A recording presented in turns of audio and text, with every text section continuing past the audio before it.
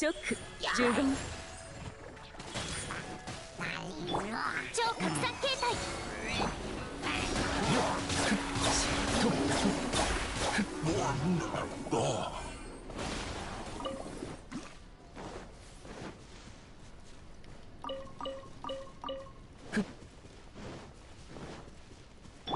直15はっ6308式ユニット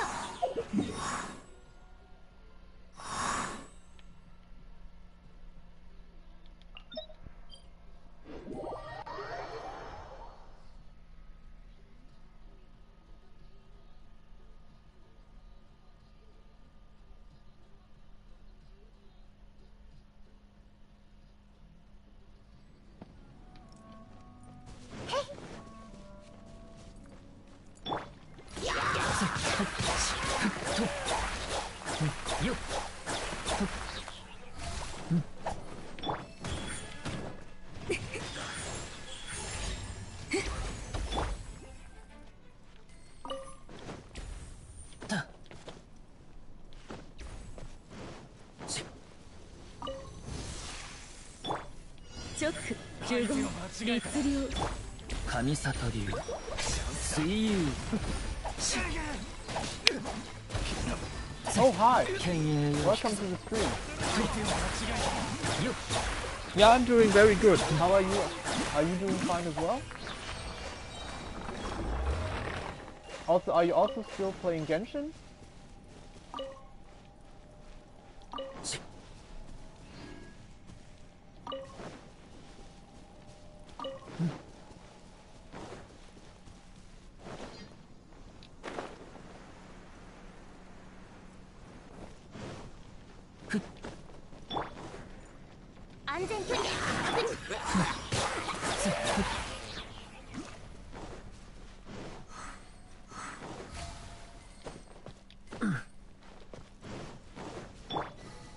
直15直7号式文字安らかに総流水泳と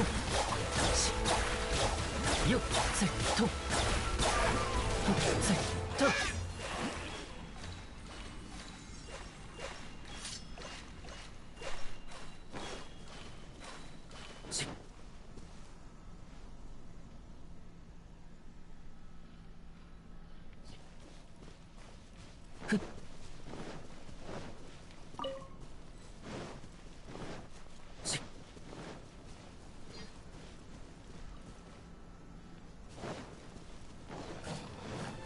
Cool, glad to hear you're also doing fine.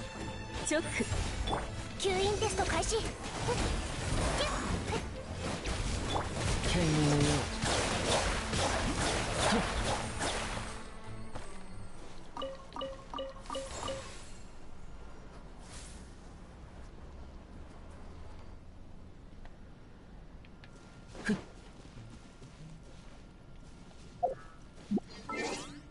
Okay, so as you can see, I am just 300 more adventure XP away from finally hitting AR60 after 559 days of playing Genshin Impact. And I'm gonna do my daily commissions now. And we are gonna get the adventure rank level up after probably 2 of the daily commissions. Then I will do a full account overview of my Genshin Impact account, what I would consider myself as a high investment dolphin, maybe a small whale, and what playing this game and spending some money on it can get you after 559 days of playing. 15安全距離確認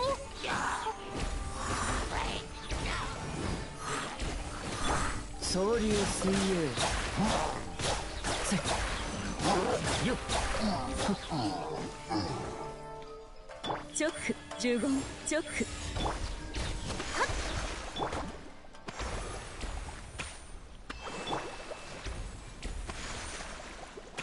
Oh, I think I did not even actually have to fight those enemies. If I played it a little bit sneaky, I could have probably just went around it and just grabbed the stuff. Okay. Well, this is gonna give me 250, I think, or 225. Yeah, now I'm missing 45 more adventure EXP. Let's see where the next daily commissions are. The next one is gonna be the one that is getting me all the way up. Yeah, it is pretty tough if you are not able to spend any money on Genshin Impact. It's hard to be able to get a lot of characters and even weapons especially. They are very expensive and hard to get. But if you have like $5 a month, then getting the Welkin Moon is very good value. You can basically get, if you just buy the Welkin Moon, if you are decently lucky, I would say pretty much 2 out of 3 banner rate up characters you can probably get if you get the Welkin Moon. Which is 3,000 Primogems over 30 days. So there it should be. Adventure rank 69. Finally, after 559 days of playing this game. Okay, I'm now gonna do something and check my Mora, because apparently once you have hit adventure rank 60, the additional adventure EXP you get from doing commissions and also spending your resin is gonna be converted into Mora at a rate of 1 to 10. So if you get 100 adventure EXP from doing like a leyline or a domain, then instead you are getting 1000 Mora instead. That basically means once you hit AR60 you can get about 30,000 Mora without having to spend resin for it, I think is the estimate. Like, I do 1 resin refill every day, the first one, that costs 50 Primogems.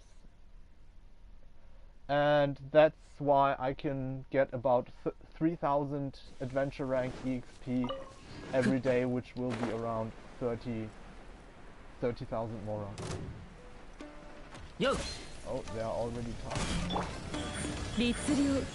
How you wanna play this?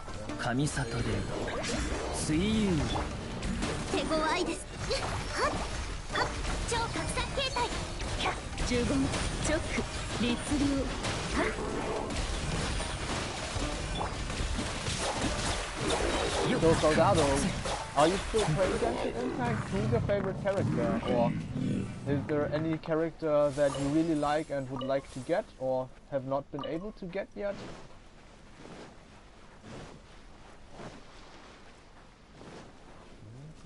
Ah, okay, this is a...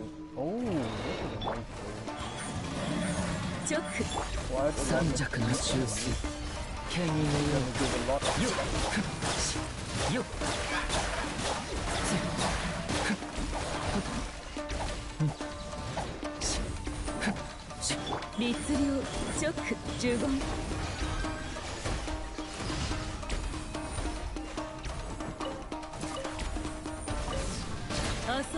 Yeah, staying 100% free to play is sounds about right if you are able to get 1 character every 3 banners.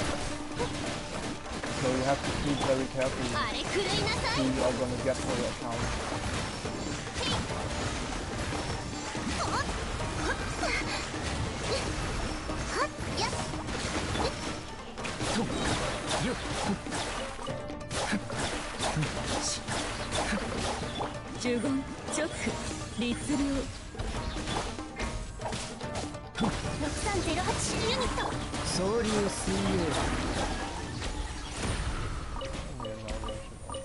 Did they drop an artifact? Yes, a 3-star artifact. Nice. Okay, then this daily commission and 1 more. And we can go back to Catherine and pick up the AR60 Ascension Award. Then I can do... I think I will get 1.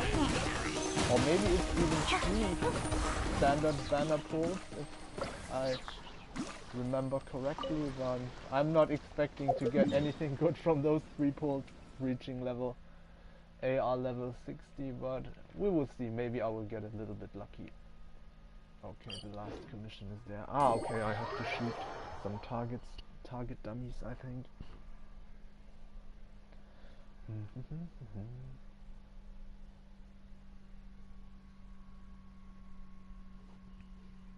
Oh, Tartaglia, Chichi and Yaemiko.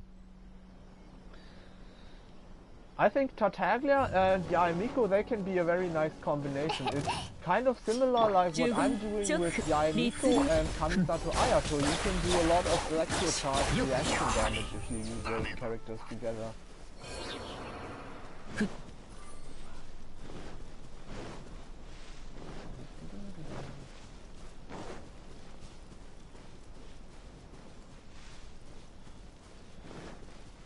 And now I want to switch to a bow character.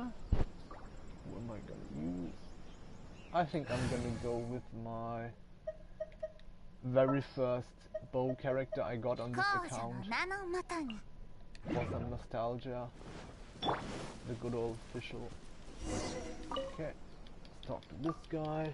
Archery practice, blah blah blah blah blah. Yeah, I know what I gotta do.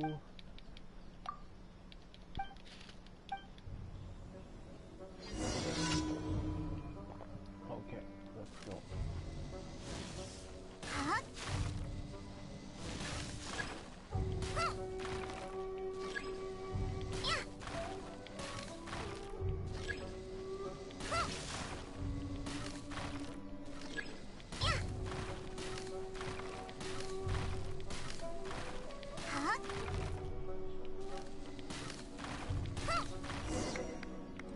Okay, and done.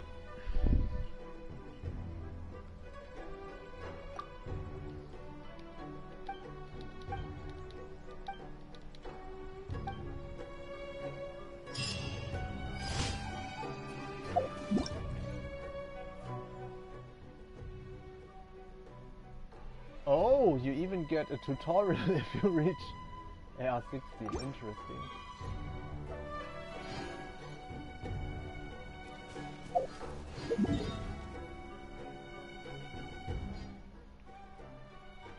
Okay, now we can give the commission and grab the daily reward from Catherine.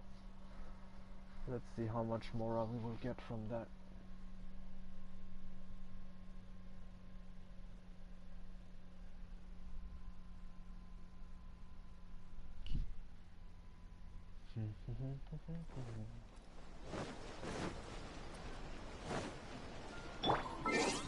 Oh, let me change my team back.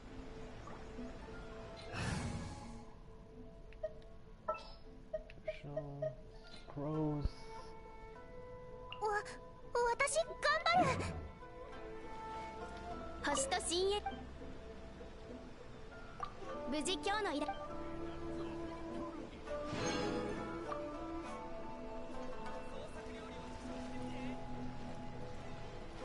もう一度お試しください。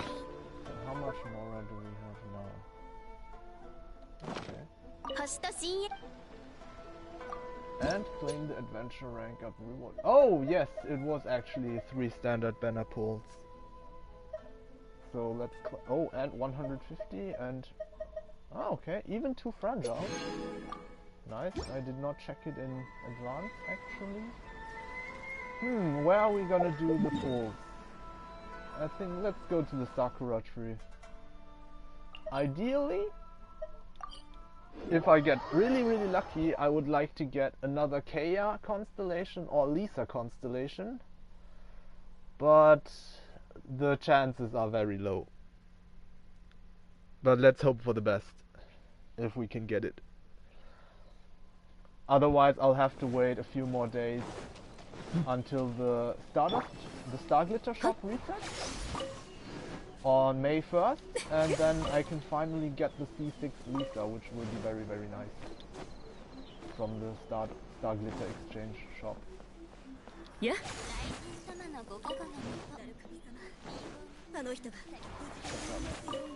Sakura Bloom. And also get the fortune before doing our 4 standard banner pulls. Oh, hello Masulina! Welcome to the chat, to this stream. I just reached AR60 already and picked up the adventure rank up rewards. As you can see, it's adventure rank 60 now, after 559 days of playing, and I'm just getting my fortune right now, and then we're gonna do 4 pulls on the standard banner that I currently have. And maybe we will get something nice and useful.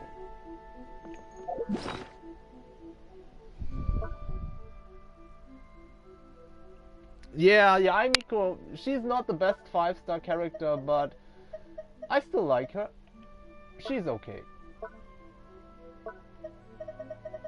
After doing the 4 pulls on the standard banner, I will do a showcase of all of the characters' builds. Oh, it's Misfortune. Wow.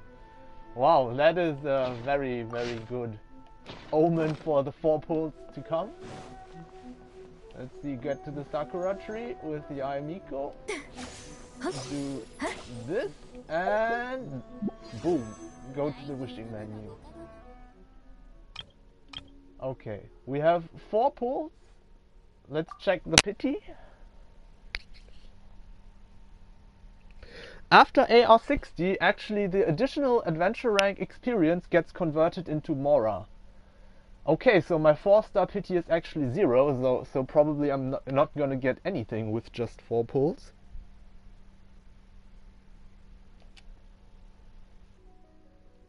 Oh, sorry, like the screen turns black if I go into the history of the wishing menu. Interesting. Well, if I get another Chichi, it's probably it will be my C6 Chichi, so I'm not gonna complain about that if I do get her. But let's see. I have 0 4-star pity, and I think my 5-star pity is also like around 10 or 12. So first one, let's go. Lisa, okay, yeah. Okay, as expected. Nothing.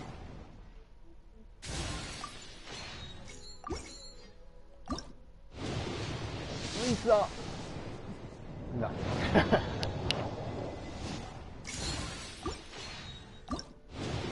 And number 3.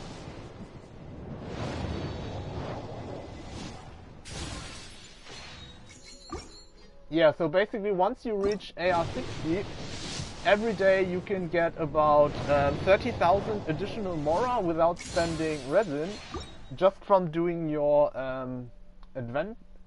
your daily commissions and spending your resin.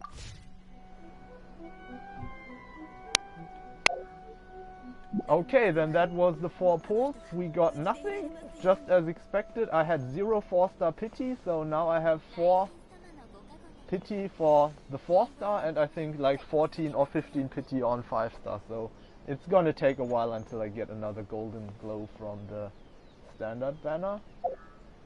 And then let's go into the characters. Or let's do it like this. Like, in the character archive, I currently am missing only 3 5-star characters. Otherwise, I have almost all of the characters, and I have pretty much all the characters except Tartaglia, Klee, and Yoimiya. If they are gonna do another Tartaglia rerun or Yoimiya rerun, I might consider getting them. I think it could be fun having them and playing them. But Klee, I don't really know if I'm ever gonna play her, even if I do get her, because she's just not very good anymore. And as you can see, Amber joined my party on October 17th, 2020. And that's when I started to play Genshin Impact. I was about 3 weeks late to the party after the launch of the game, and actually Genshin Impact is the very first gacha game that I ever really played, because before starting Genshin Impact I really did not like those like waifu collector mobile free-to-play gacha games very much. They just did not appeal to me very much, but Genshin Impact has a nice balance of male and female characters. It's a very cool fantasy-based world with interesting landscapes, a really great soundtrack, and I just kind of fell in love with the game and stayed around, and like I think for about 1 year I was just Welkin and Battle Pass only low spender. And then when Raiden Shogun came out, I wailed for her. I will show you later. Because she is also voiced by Miyuki Sawashiro, which is one of my very favorite Japanese voice actors. She has done many roles in a lot of famous anime series, and her voice on Raiden Shogun in Genshin Impact is also really amazing, and that was one of the main reasons why I pulled for C6 Raiden Shogun. So, now you know which characters I have, and now I am gonna show you all of my characters' builds, artifacts, weapons, and all of the stuff. Well, I'm probably gonna pull on the Yelan banner, just getting her C0 and nothing else, and I just want to have her and be able to play her, but I'm not gonna get any more constellations or stuff on Yelan for now. So the first character, I'm gonna start from the bottom of my character menu just to make it interesting. Like, the lowest level character on my account is Amber at level 78. I have not really used her very much after the beginning of the game when I was exploring the map.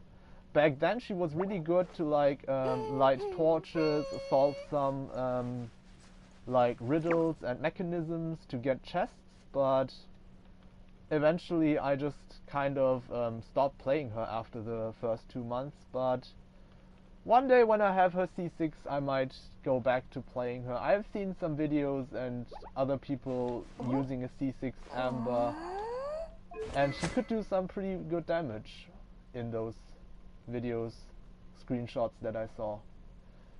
Well, so her stats are 1621 attack, 55.5 crit rate, 112.2 crit damage, 140 energy recharge, and 46.6 pyro damage bonus. The weapon on her is currently the Stringless, which used to be on Venti. It is R5, and I think I even have 2 R5 Stringless at level 90, just from playing this game for so long and also spending some money on it.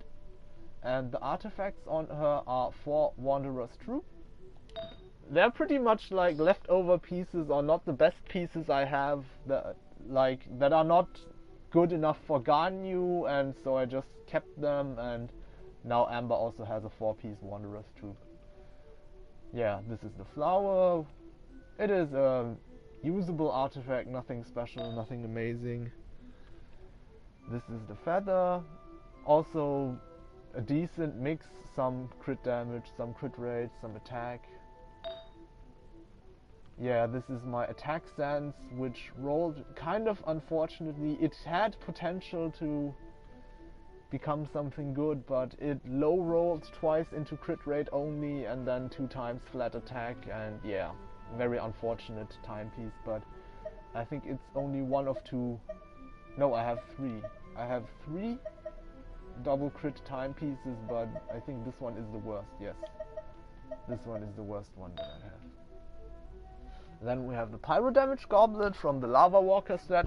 I think it is one of the only Lava Walker or Crimson Witch set artifacts that I have, because I only did that domain like for 1 day or something like it, and then never returned, because Lava Walker is not really good on anyone, and Crimson Witch also is pretty much only usable at full potential on Diluc.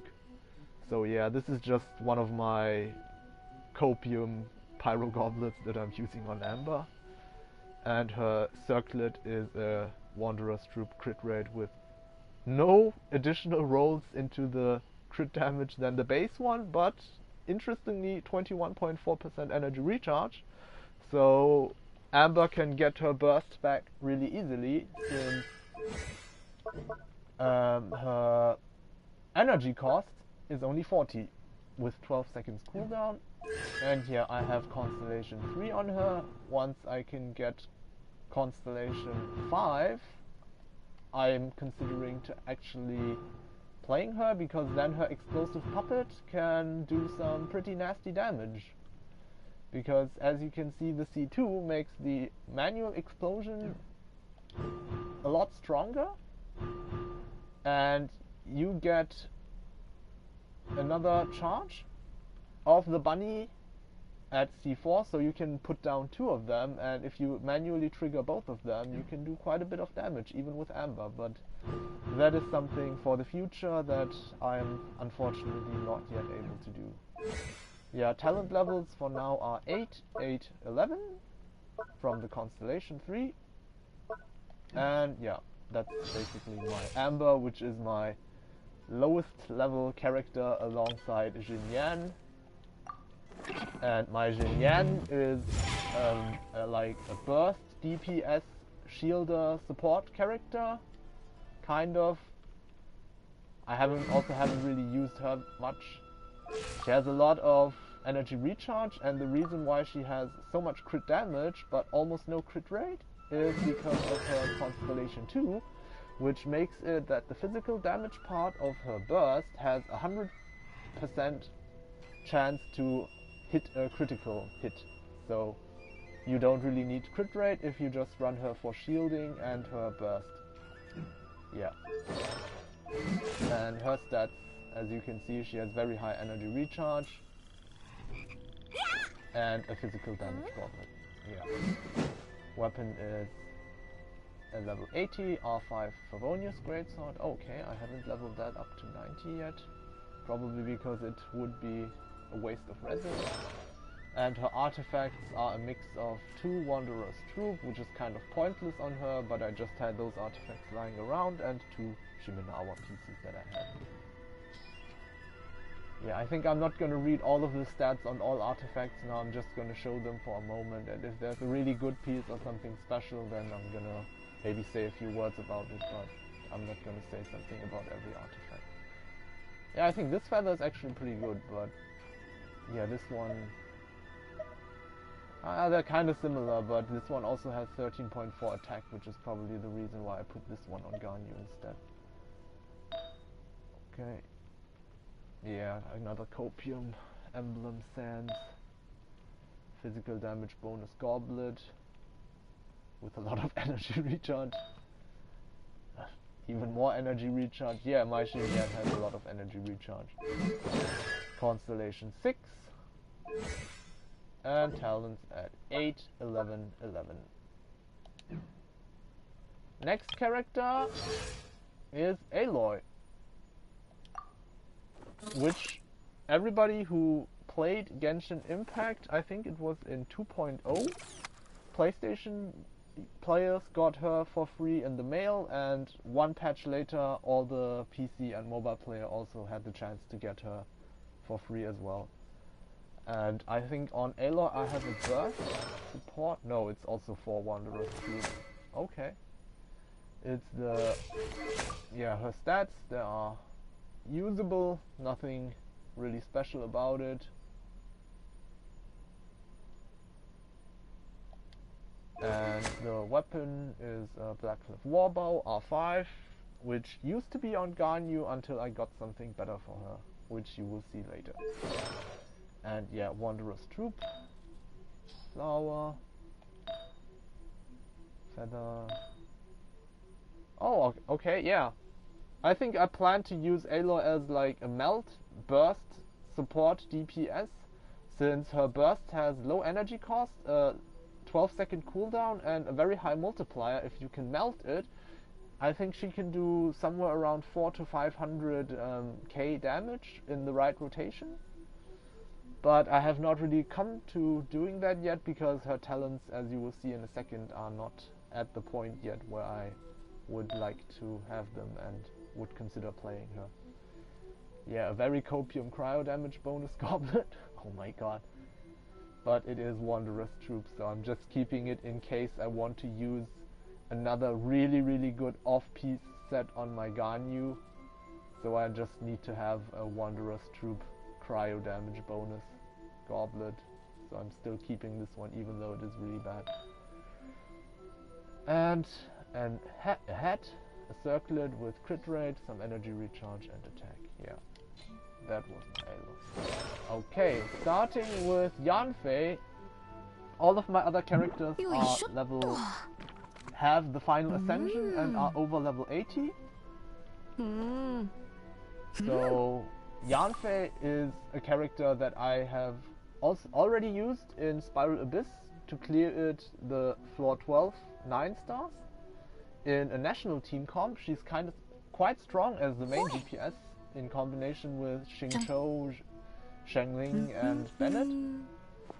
And her build is also very F2P friendly, at least the one that I'm using on her, because I just use the Dodoko Tails that everybody who played this game in 1.6 could get refinement rank 5 for free without spending any primo gems on it. You just had to do the event quests and stuff, and it is pretty good on Yanfei. And yes, her stats are, yeah, very average build. Nothing very amazing on it. It's Wanderer's Troop pieces. Again, I have a lot of Wanderer's Troop and Gladiator's Finale pieces. This one I think is one of my highest crit damage flowers. Got some lucky rolls on it. And also a decent feather with only one bad roll into flat defense.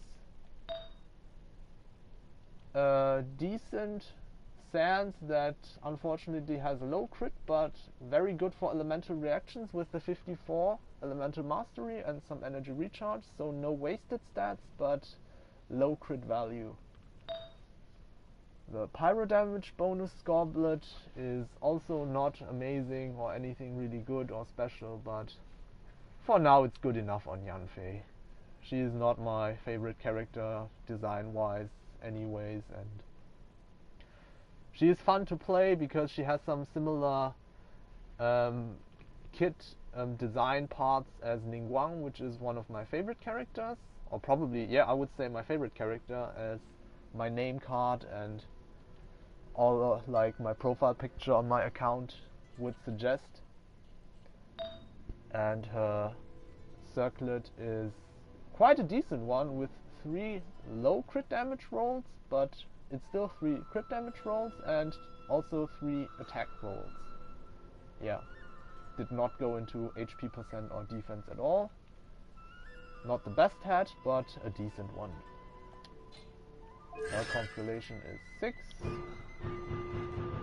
which also makes her charge attack stronger by allowing her to get the 260% multiplier instead of the 233 one on the 4th charge if she has 4 sigils. And her talents are 9, 12, 12, as I am using her as a DPS if I am playing her. This is like my standard. I like to have at least level 9 talents or 12 with Constellation on my DPS characters. Yeah.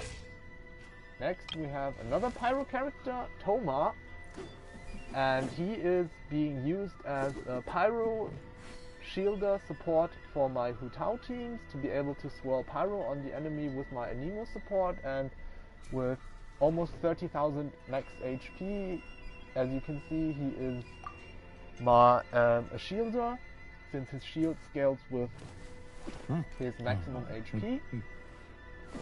His crit stats, even though he has 3 artifacts that are main stat HP percent, he is still able to have some decent usable crit rate and 180 energy recharge to be able to spam his burst, which creates a shield and also applies pyro in intervals.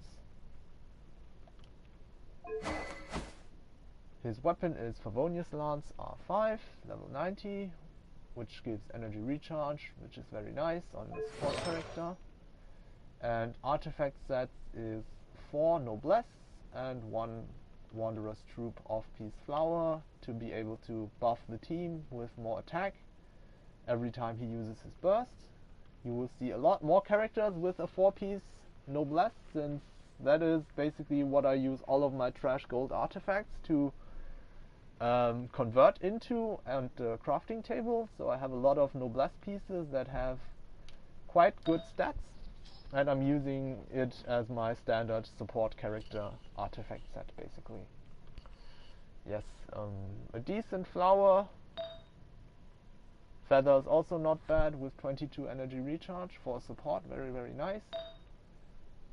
Yeah, some more HP main stat and energy recharge. Even more energy recharge. This goblet is actually quite good for an HP one, for a support character.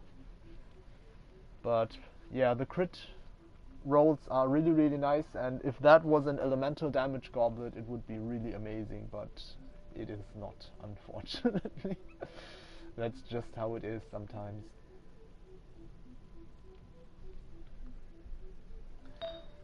And next we have his circlet, which is also HP percent and has very good crit rolls.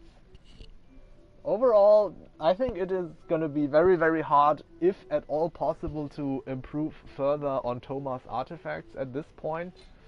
He has really really nice pieces for a full HP support build character, being still able to have over 50% crit rate and decent crit damage while having almost 30,000 HP.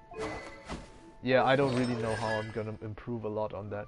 He is also C6, and the C6 on Thoma is really nice because it is one of the only constellations that also increases plunging attack damage. So using Thoma C6 together with Xiao is one of the few ways to be able to buff Xiao's damage at all, outside of just pure attack buffs like with Bennett. And otherwise the different options you have to buff his plunging attack damage or anemo damage bonus is very expensive to get. It's C4 Gene or C4 Albedo respectively, and getting a C4 5-star just as a support is something you'd have to be a pretty big whale to do that. His talents, they are level 6 and 11, since he is a support character. Eventually I'd also like to get his normal attack up to 8, but for now I'm kind of low on the weapon, on the weekly boss materials from La Senora, so I'm still not ready to upgrade his normal attack yet. Okay, next we have Barbara, which I for some memes have also used as like main DPS in the nuke showcase before. She could do almost 200,000 damage with a charge attack, but right now I think she has the clan healing set on her, which is also another character with full HP build, I think. Yes, it's also another full HP build, and she has the Thrilling Tales of Dragon Slayers, which is one of the best, if not the best, 3-star weapon. Well, at least for a support character that you can have. It's really great to buff your main DPS, because as you can see, if you can get Refinement rank 5, which is quite easy as a 3-star weapon, if you just do a few pulls, I think even early game you can just get this weapon to R3, R4 and get a pretty huge attack buff on your character for 10 seconds without needing to spend any resources to level it up, because it's in the passive skill, the buff. So you can just keep it at level 1, refine it for a few thousand mora, and you can have a pretty big attack buff on your character without needing to level up, ascend a character, ascend their talents, and yeah. It's a cheap and easily accessible alternative to Bennett or Kujosara, or like 4-piece noblesse attack buff early game. Yeah. So her artifacts, as I've said, are the clamp set. Still one piece from the Maiden's Beloved set that she used to have before, which is still left over. And Yeah, she has some pretty good crit stats on some of her pieces as well, but still not 50% crit rate yet. But I'm not really trying to get her any higher. It's just pieces with crit stats that I got while also farming for Kokomi to get pieces from the clam set that did not have those crit stats. So Barbara just got lucky that she got the clam set as well and moved on from the Maiden's Beloved set that she had before, which I'm still keeping in inventory just in case for a new healer maybe, who knows. Like Kuki Shinobu, which is coming out next patch, is supposedly also a healer, so maybe I can just throw that on her then. Yeah. Another Goblet with pretty amazing crit stats, but main stat is HP, so useless for my DPS characters. And a Circlet with HP and 25 crit damage as well. Yeah, this piece I would never... If I put this on Kokomi, it would be so copium, but yeah. Just getting unlucky with the crit damage rolls on the DPS pieces and getting lucky on the healer pieces. That's just how the game likes to troll us. Constellation is 6, since I think if you played the game from 1.0, you actually got 3 constellations for free on Barbara, if I remember correctly. And her talents are level 9, 11 and 11. Like this on this character I prioritized the normal attack for the meme DPS showcase, and her healing is already so good at level 11. Like eventually I'll also level those two up to 12, but her burst and her elemental skill, they already heal so much, it's kind of not really necessary to level it up any further, but I will do it eventually. Just a question of time. Okay, next one is Lisa, one of the 3 starter Pokemon in Genshin Impact, and also my favorite one out of them. And in 3 days I can get her Constellation 6 from the Star Glitter shop, and then I will start playing her as a main DPS, because then she can just immediately get a huge damage output without needing to build the stacks on the enemies. Because what some people often do not realize is that multiplier, if you have 3 conductive stacks on the enemy, it is 1035% E multiplier damage. And she applies those stacks to everyone in an AoE around her, and when she enters the field, if you have her C6.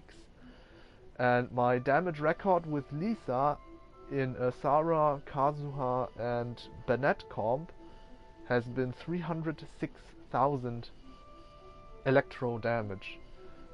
So my Lisa can actually be a lot stronger than I would say most F2P Raiden Shoguns even. But yeah, as long as you don't have her C6, she's not that... Her DPS is not very stable. She can do a nuke and then her DPS falls off quite a lot, so that is why I'm waiting for next month when I can finally get her C6 and her DPS becomes a lot more consistent then. And right now I just also have some random leftover artifacts on her. Like when I really start playing her, I will probably switch over Ningguang stuff onto her. So yeah. She has some decent crit stats, but that's I think probably mostly because I put a Wit Sith on her, which just gives a lot of crit damage and is a borderline 5-star weapon, especially if you can refine it. And yeah, this is just her usual burst support build that I have on her for the moment. Yeah, I could also just replace 1 piece and go for a 4-piece Noblesse on her, or replace 2 pieces and also go for 4-piece Emblems of Severed Fate to increase her burst damage with these artifacts.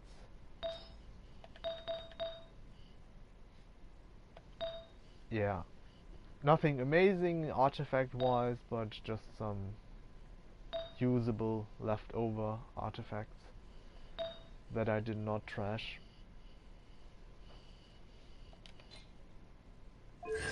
Yeah, the constellation is currently 5 as I've already shown, and her talents are level 9. I crowned her E, which is still the only crown on one of the starter characters for now. I am considering to crown Chaos Burst as well, but at the moment I am completely out of crowns, so that will have to wait for some other time. And her Elemental Burst is level 12. Next character is one of the best Electro, well, not one of the best, the very best Electro support unit in the game for other Electro DPS characters, if you can get her C6. And her stats are also not very good, but since I'm just using her as a support to buff the electro damage of other DPS characters, for the most part it's not really a big deal.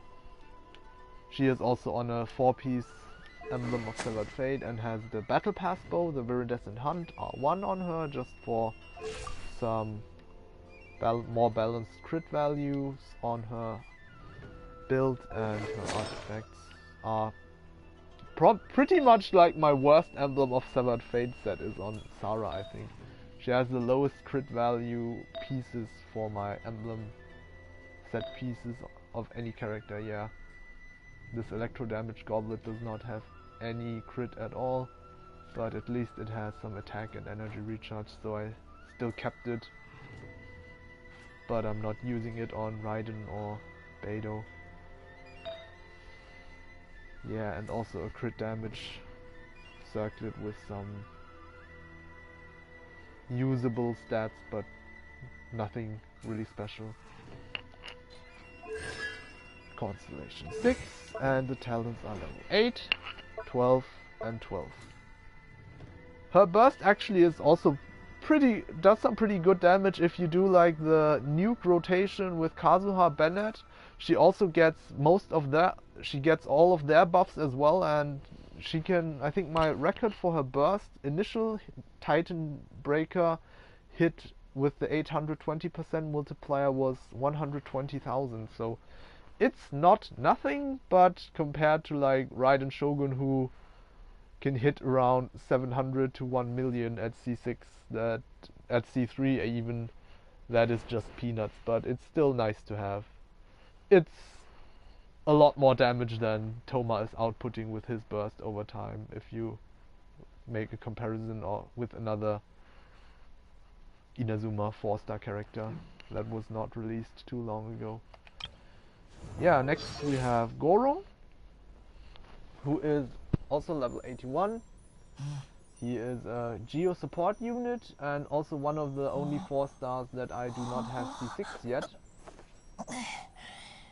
And yeah, his stats are also pretty average. I have some defense on him, but I did not really bother to build for as much defense as I can yet, because I do not have his C4, and at C4 he begins to shine as a healer as well, and that healing also scales with his own defense, and at C6 he becomes the best Geo damage buff support unit in the game, giving some insane Geo damage bonus buffs.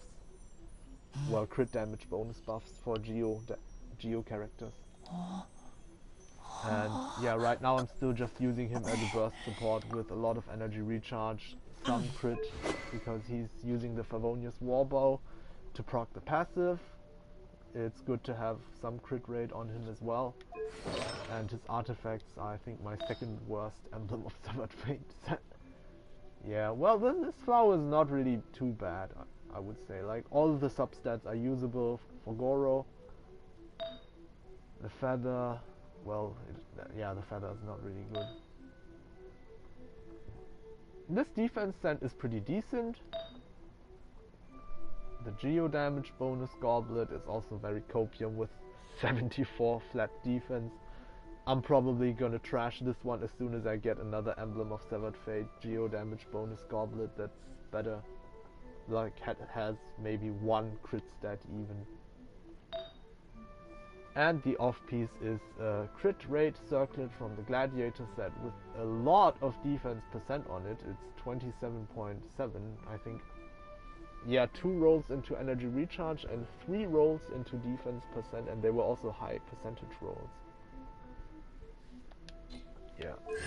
His constellation is 2 at the moment, since I only pulled on the Ito banner until I got his C0, and he has not had another banner where he was rate up yet. So I'm still hoping to get to this C6 eventually, because as you can see, it can give up to 40% Geo damage, crit damage bonus to all Geo characters you have in your team, which is very, very substantial damage increase. Next we have Yoon Jin, which was also rate up on Ayato's banner, and that's also where I got her to C6. She has 2-piece, well, she has almost 2,500 defense, and she is a normal attack buffer with incredible potential to like increase the normal attacks of Yoimiya, Ayato, Child, basically any character that has the normal attacks as their most DPS contributing part of their kit. Yoon Jin is a very good support for them, even at C0.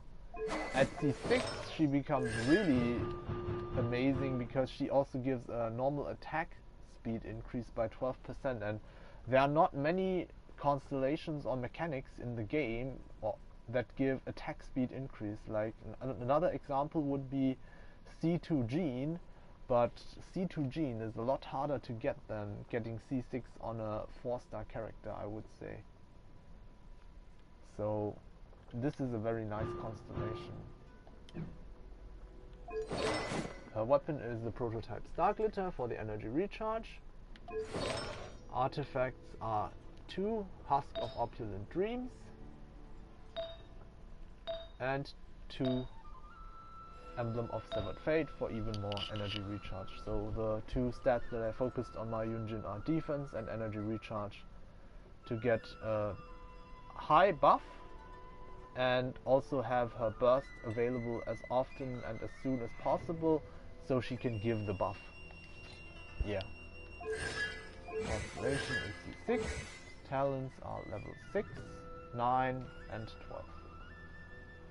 So next one is a character that not a lot of people build, but in my opinion, in combination with Zhongli, she can be extremely strong because she has one of the best synergies with Zhongli, since her burst leaves 4 Geo constructs on the field that can all resonate with Zhongli's pillar, and then you can do some amazing off-field DPS in a very large AoE.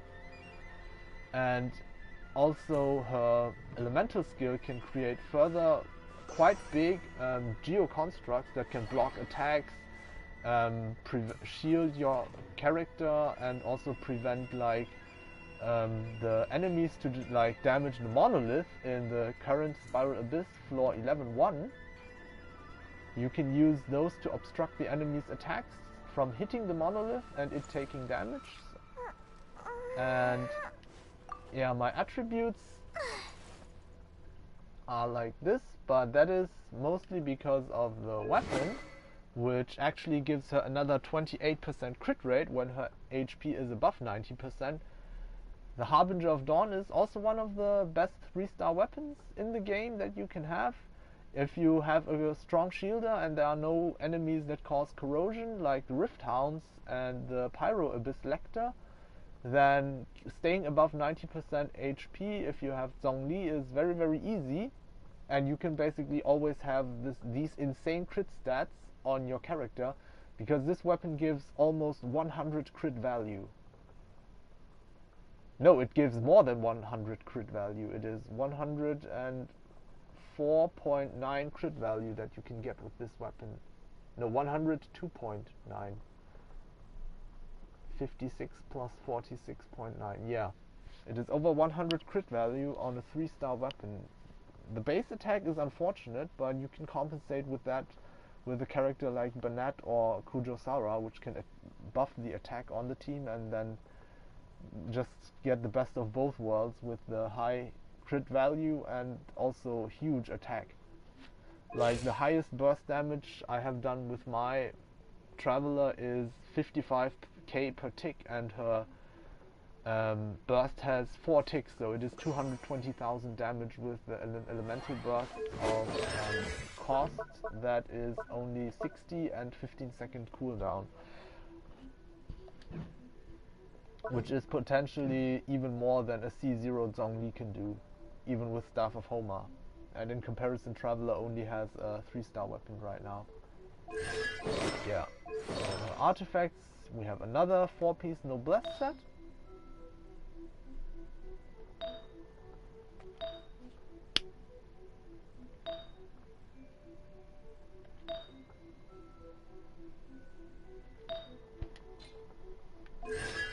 Constellation is 6 obviously, and talents are 8, 12 and 12. Yeah, next character is the one and only numero uno Arataki Ito, as he likes to introduce himself. And yeah, these are his stats.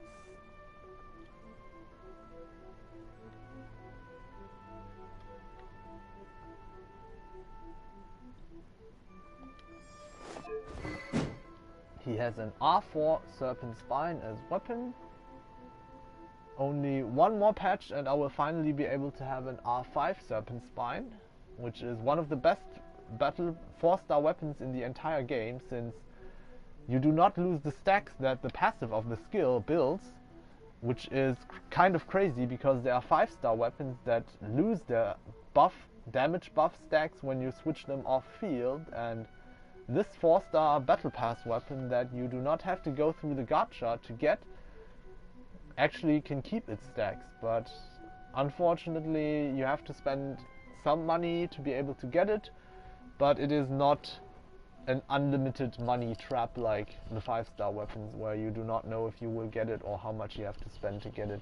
Like, this weapon has a fixed price pretty much of $10 for the battle pass to be able to get it, and if you like do the XP requirements every week, you can probably get this around the middle of the patch every time and have a very nice 4-star weapon that is stronger than some 5-stars even on certain characters and does very, very nice damage as well. Artifacts are the Husk of Opulent Dreams 4-piece set, which is pretty much one of the only options for Arataki Ito at this moment.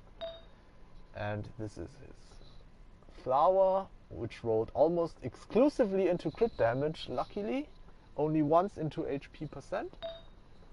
This feather, which is not the best, but considering how much resin I only spent 1 week and I think a little bit more than 1 week inside the Husk domain and got enough pieces for my Ito, the 2 pieces for Yoon Jin, and also pieces for Kokomi and Barbara, it is a decent outcome, I would say. Yeah, the sands I got, I think, my first artifact on the set that I actually got, and it is pretty much the best Husk piece I currently have. It has over 30 crit value, and all of the substats on this artifact are useful to Ito even. And his goblet is, yeah, it's a really bad goblet, but yeah. With as many Geo characters I have, I just do not have enough good goblets to go around yet. And a circlet with a little bit of crit rate and some flat defense and elemental mastery, yeah. The substats kind of hurt, but I think just getting this head in 1 week already is good enough. Like, I do not know how much I would have to farm to get a better circlet than this one for my Ito. at this moment. Yeah, his constellation is C0. And his talents are 10, 9 and 9. Next character is Eula, which is one of the prettiest and fan favorites in Genshin Impact, I would say. She has a very, very nice design and can also do very big damage numbers with her burst. So I do understand why people like her. Personally, I do not play her as much because in my opinion, she is kind of like a medieval battering ram that can break the castle gate and do a lot of damage. But you have to push her to the goal for like her potential to really shine. Like building those stacks on her burst takes time and effort, and some other characters, they can just immediately get the burst damage out, and in that sense they are more fun to play for me personally. But I still have a usable build on my Eula, I would say. It's not good or amazing, but usable. This is the craftable weapon from the Dragon Spine area, where you have to do like a quest line and then you get one copy of this weapon for free and also the blueprint to further refine it. I personally do not think it's really worth to refine this weapon, because the damage you can get from the passive is nothing that would be worth 4 more prototypes in my opinion. But it has physical damage bonus and a very high base damage, base attack for a 4-star weapon.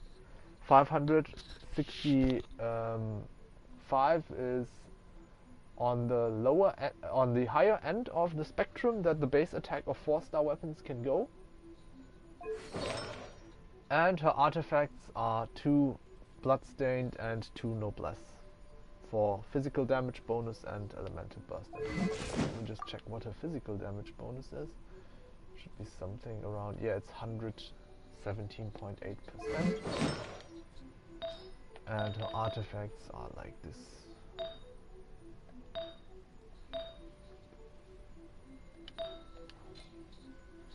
Constellation 0, since I very rarely pull on any DPS characters, constellations. Mostly if I go for constellations ever, then it's on support characters. Mostly. The talents are level 9, 9, 9. Yeah, that is my Eula. Nothing really special, but a usable character. Next we have Venti, the Anemo Archon, and look how happy he is with his vortex. Yeah, he also does not really have amazing stats or anything. He is like a kind of hybrid build with some EM, some crit, but for the most part he's just there to swirl and suck enemies into his vortex for CC. And I got 1 elegy of the end during the Homa banner, which was not really wanted, but it was not a big loss for me, since this is a good weapon on quite a few of the characters that I have built and also used. Like for Kujosara, it's also very good because it has energy recharge for the emblem set and can give a nice buff to the whole team as well. And if you have her C2, she can also proc the passive of the elegy of the end quite easily, just as Amber can do with her burst. Yeah, the artifacts on my Venti are kind of bad, since he has 2 purple pieces even. Let me just check the artifacts on my Venti. Yeah, the flower is okay, nothing amazing. Feather, okay, the feather for a 4-star artifact, this is actually kind of pretty good. Then we have the Elemental Mastery Sands with 16.2 energy recharge. That's a pretty good value for an Elemental Mastery Sands, which is probably why it's the off piece. And then we have Anemo damage bonus. Yeah. that explains why this one is a purple and not a gold artifact as well. I think, yeah, the other animal damage bonus goblet is on Xiao. And the circlet is a crit rate one with 2 crit damage rolls, yeah, and some very unfortunate flat HP and HP percent, which are totally useless to Venti. His constellation is 0, and his talents are 8, 9, 9.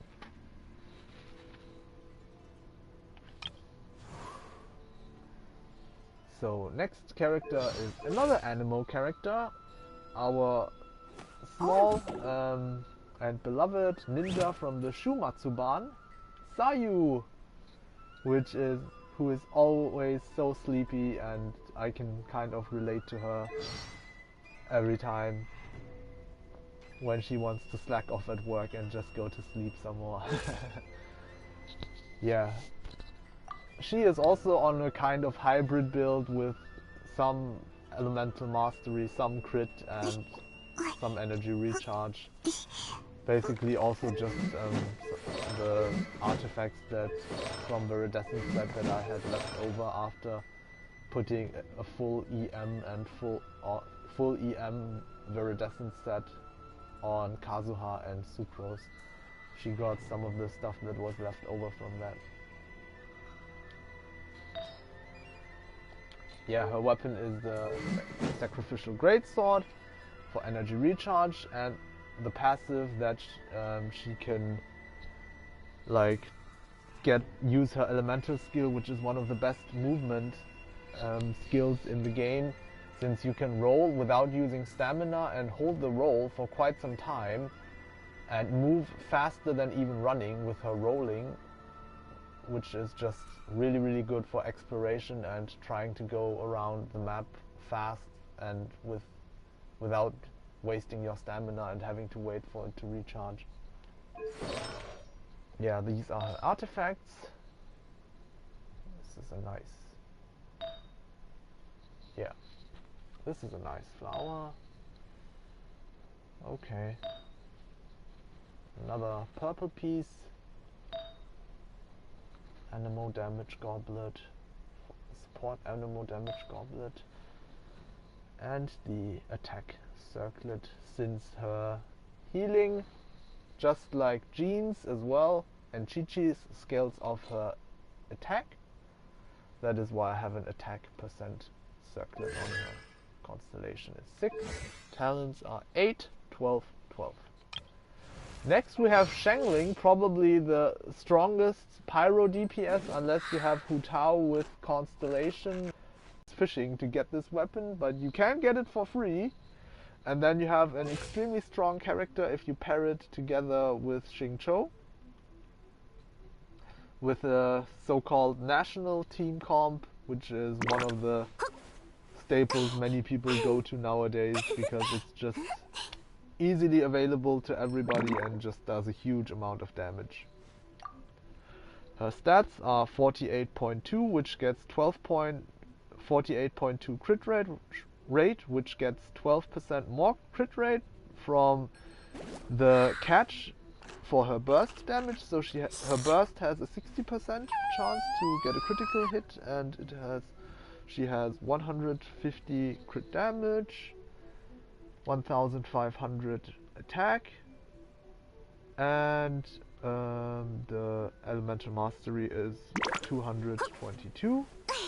Since I am vaporizing a lot on her, this is very good to have elemental mastery on her as well.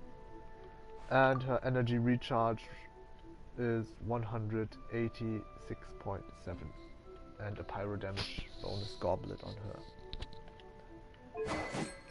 The catch, and as you can see, or what you should be using if you want her damage to be high, or as high as you can get, then Emblem of Severed Fate is the way to go.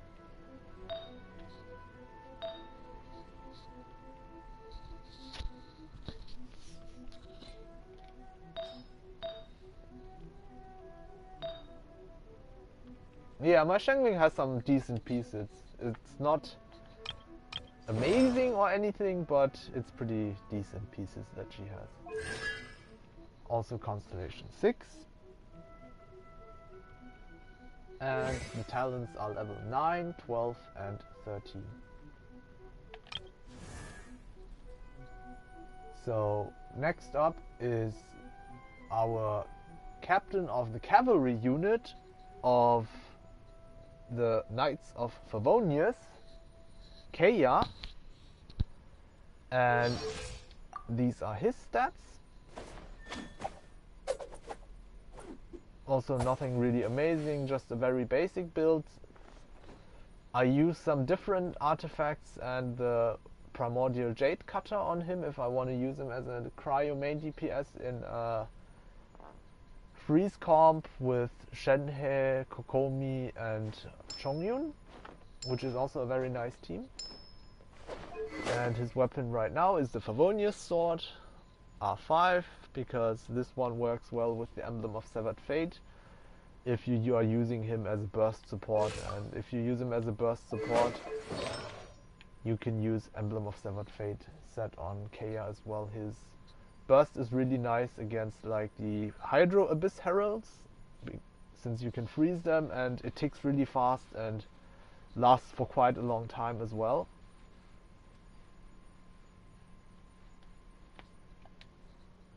So these are his artifacts in specific.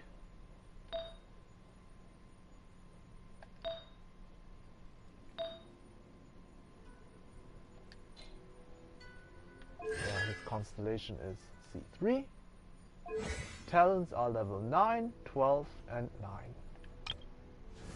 Next up we have Chong Yoon, who is level 84.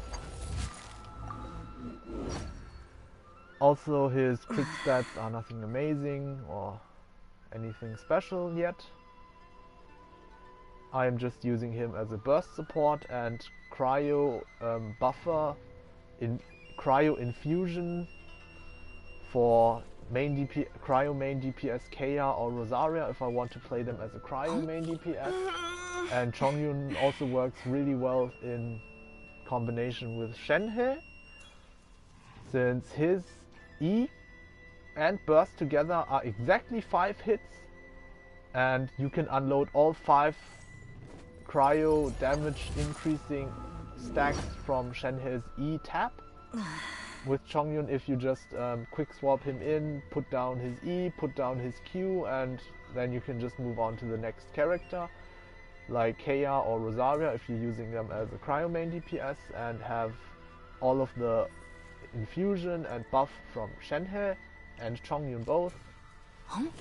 And yeah, it's just a really nice combination and rotation that I like to play with.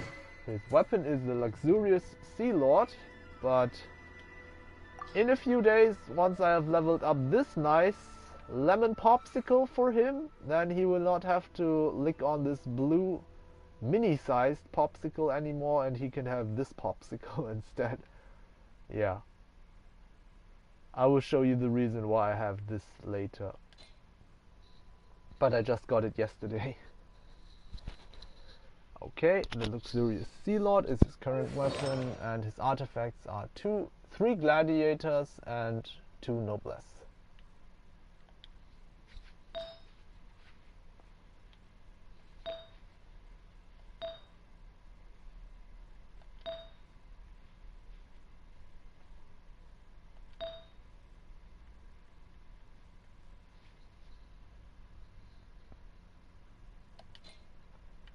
Constellation is also C6. Talents are 9, 12, 12. Next character, another cryo character. Oh, we have a lot of cryo characters at this moment, and also the next 3 characters, there's also 2 more cryo characters, so let's see, let's hurry this up a little more. Like Diona, also nothing very special, she's just a burst support shielder on an HP build, 24,000 HP, 200 energy recharge to get like her burst up for healing, and sacrificial bow to spam to be able to proc her shield twice. and also generate a lot of energy particles. And these are her artifacts. Also another 4-piece noblesse set with an off-piece bloodstained flower that has almost 30 energy recharge. Yeah, this feather I plan to eventually put on my Kazuha, because it almost has 100 elemental mastery, but for that I need another on-set piece from the Viridescent set on Kazuha, and getting on-set Viridescent main stat EM pieces is really hard. So for now Diona is still holding on to this one. Then we have an HP Sans, an HP Goblet, and a healing bonus mask, which also has a lot of energy recharge on it. Nice. Constellation 6. And the Constellation 6 is also very nice because it gives 200 additional elemental mastery to any character inside of her burst field with over 500% HP. So if you wanna melt for a lot of damage, doing that with a pyro character inside of her burst, if you have her C6, then it's really easy to get high damage numbers with Diona as a support, if you have a C6. Her talents are 8, 12, 12, as like with most of my support and healer characters. I keep their normal attack at level 8 or even lower, because I'm not really using that very much yet, so maybe I'll do a meme Diona main DPS showcase sometime in the future, but at the moment I'm not really looking to showcase maximum damage potential Diona.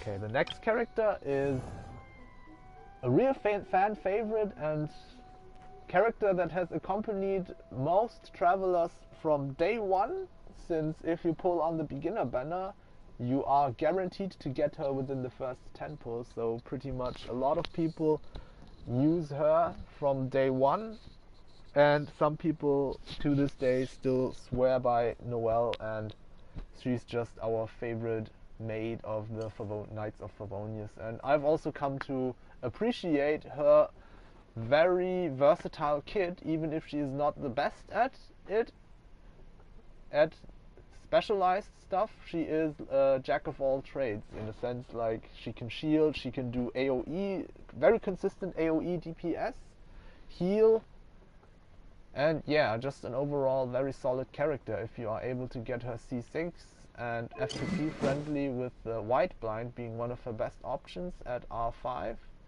you can just do a lot of damage with her. C6 R5, which sounds like something unattainable for F2P, but if you are patient, I think a Noelle C6 R5 White Blind are very attainable and is a very nice character to play with. Her stats are like this. She has some has a Gladiator 4-piece, defensive focused. Yeah, this is a very nice flower with 17.5 crit rate. I think it is one of my highest crit rate flowers on this entire account. And another artifact with very nice crit substats, 12.4% crit rate and 15.5 crit damage. Yeah, Noelle has some quite nice artifacts, to be honest. It's just a Goblet that is not really that good.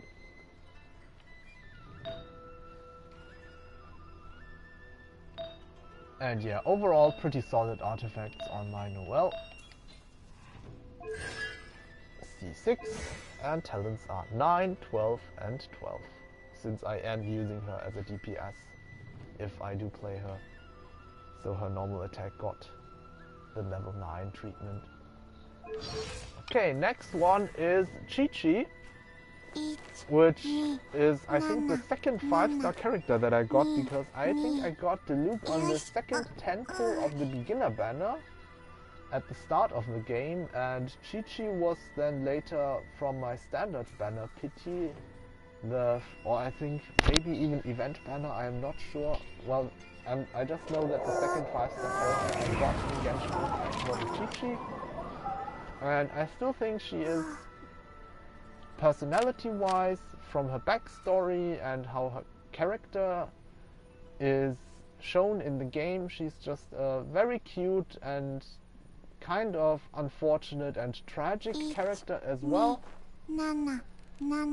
But I personally just also appreciate her very much. I have played her as a physical main DPS in some random co-op sessions, and she can do some decent amount of damage. She has very fast attacks, unfortunately not a very big range. And basically Chichi, if you invest a certain amount of resources into her, she becomes literally almost unkillable, except if some boss is able to one-shot her, because she just has 3 different ways of applying healing onto the enemies. That, like with her talisman that can heal you, and her burst, and her passive, her E. She just has 3 different ways to be able to heal you or herself and keeping you alive. Yeah. Her stats are pretty much attack focused only for now, because that gives the highest amount of healing on Chichi.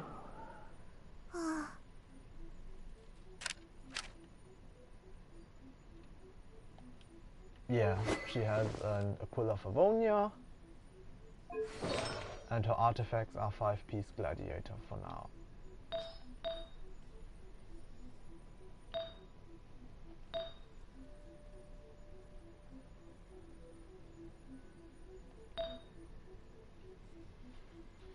This goblet is kind of bad. I think I'm gonna need to replace this attack goblet sometime soon. Do I have another attack percent goblet at the moment? Okay. This one is available, but nah. I think I'm gonna stay on the gladiator one for now. Okay. Goblet and the circlet, which has very nice crit stats on the substats. Interestingly, it is an attack main stat circlet, but still has 40 crit value almost. Constellation is C5. She is, I think, my highest standard banner 5-star character at the moment. And one more Chichi and I will have the ability to revive the whole party by using her burst. Yeah. So, one more to go. And her talents are 9, 12 and 12, since I did use her as a physical main DPS at sometimes just for fun. Next up we have Shenhe, the best cryo buffer in the game, I would say. Even better than Kazuha, who is more versatile since he can swirl 4 different elements and buff all of them. But Shenhe for cryo DPS characters is probably the best buffer you can have. And her build is mostly just focused on as much attack as possible to get a high buff on the other cryo units in the team. She has some energy recharge to be able to get her burst quickly to further reduce the cryo resistance on enemies. Her weapon is the Wavebreaker's Fin, because that is one of the pole arms that I have with the highest base attack. It is even higher than those 5-star weapons. And the artifacts are 2 gladiators and 2 Emblem of Severed Fate for the energy recharge. I could go for 2 gladiator, 2 Shimenawa if I got better Shimenawa pieces with energy recharge substats, but for now I think 3500 attack is good enough for a C0 Shenhe with not that much investment into her artifacts. So yeah, this flower is really nice with 26.2 attack, and also the other 3 substats, they are not dead substats for her. Crit rate, EM and ER are all very nice on Shenhe. Another piece with ER and attack percent, which are the 2 substats you want the most on Shenhe. And then Sands with 13.2 crit rate and 11.7 energy recharge. Another attack, main stat, Goblet, which also has quite nice substats. Unfortunately, one roll into defense percent. And Emblem of Severed Fate, attack, main stat, circlet as the final one piece in her artifact loadout. Her constellation is 0 and talents are 8, 9, 9, since I also consider her as a support character. Next up we have Albedo, the Cryo Prince, and Homunculus from the Knights of Favonius, and Klee's big brother. These are his stats, mostly focused on defense for his E damage. His weapon is the Cinnabar Spindle, pretty much the best in slot weapon that was especially made to market his rerun banner to get people to pull him, and it worked on me. It is just amazingly good for him, but completely trash for everybody else in the game, I think, at least for now. Maybe there will be another character in the game released that has an elemental skill scaling with defense, like the damage scaling with defense, that can also use this weapon, but for now it's only good on Albedo. His weapon is 5 Noblesse Oblige, just for the buff for other characters, and he has some very good Noblesse pieces, to be honest. Yeah, those are pretty much almost no useless rolls on these pieces. Okay, yeah, this one has 2 useless rolls in EM and 1 into flat attack, but still a decent sans for a defensive set. And then, yeah, this is, I think, one of my more copium geo damage bonus goblets, but even if there are no crit stats on it, 18.2% defense percent is still nice, and some energy recharge is also useful for Albedo. So that's why I kept this goblet, even though it does not have any crit stats. And then we have this circlet, which is really, really nice on him. It has defense percent, crit damage, and flat defense. If the flat defense roll went into defense percent or crit damage, it could have been almost a perfect piece for Albedo, but even like this, it is still pretty good, because it just gives a lot of defense and also has 3 rolls into crit damage. Yeah. Constellation is also 0. Talents are 8, 10, and 9. Next we have the Prinzessin der Verurteilung, official, von Luftschloss Nafidort, or how her parents named her. Actually, Emi-chan is her real name, so now you know. It is actually mentioned in one of the character trailers when the game was pretty new, where they were advertising the official event where you could get her for free, and in that trailer her father called her at the very end to come inside to get dinner and mentions her real name. A very funny character. These are her stats, also nothing too amazing. Very basic stats. And weapon is R5 stringless, hence she has this quite high elemental mastery due to the stringless. And her artifacts are, yeah, I think I have her artifacts like this mostly for the substats. Yeah. So she has this Shimenawa flower, this one for the crit rate, also crit rate. Well, almost. Okay, I see now.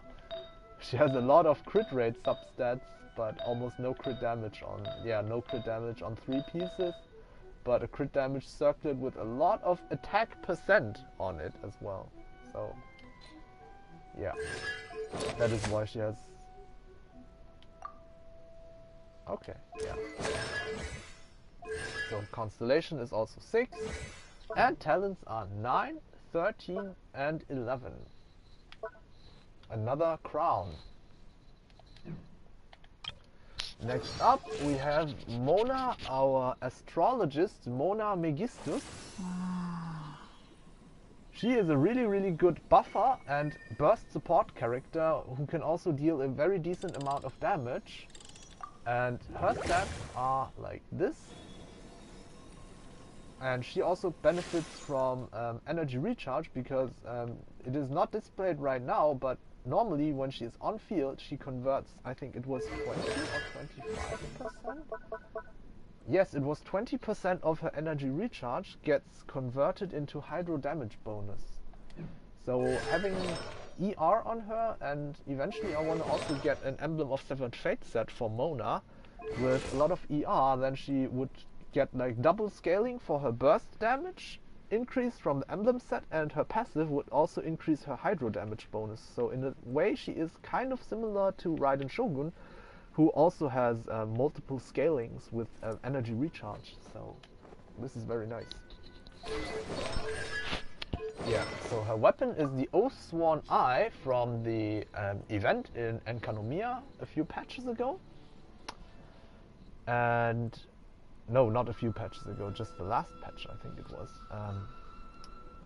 And this one increases the energy recharge by 48% after using an elemental skill, which also buffs her burst damage and hydro damage bonus if you use an Emblem of Severed Fate set on her. And in a normal rotation you use your elemental skill before your burst anyway to funnel the particles without time loss in your rotation, so this is quite a nice weapon for Mona in my opinion. And these are her artifacts, 4-piece noblesse, 4 stats that she can only make use of. Well, just a little bit of HP that's useless. This one is also, yeah, this is an okay sense. Yeah, unfortunate, very unfortunate Goblet. This one could have become a lot better, but well, copium and a decent circlet, I would say. It's nothing amazing, but it has 2 dead rolls and 2 rolls into attack and 1 additional roll into crit damage on top of the initial crit damage roll. Yeah. So constellation is 1. I would really like to have a few more Mona constellations, but that is just how it goes sometimes. And her talents are 9, 9, 9. If I can get her up to C4, I think I might consider... No, I think... What was it? Was it C2? Yeah, it was C2. If I can get her C2, I might consider playing her as a main DPS. But yeah, for now she's just a burst support character and buffer on my account. Next up, we have Kaching, one of the favorite characters of the Genshin community, and the theory crafters. The Kaching mains are still one of the most reputable people in this community, in the Genshin player base, who do a lot of interesting math and analysis about all kinds of characters and builds. And also this character was the only standard banner 5-star so far who got an own banner back in, I think it was 1.3 or 1.4, if I'm remembering correctly. And still a lot of people like her very much, even though she is not considered meta anymore by any metric, but with the right weapon and investment she can still keep up and do a lot of damage as well. And yes, so this is her build.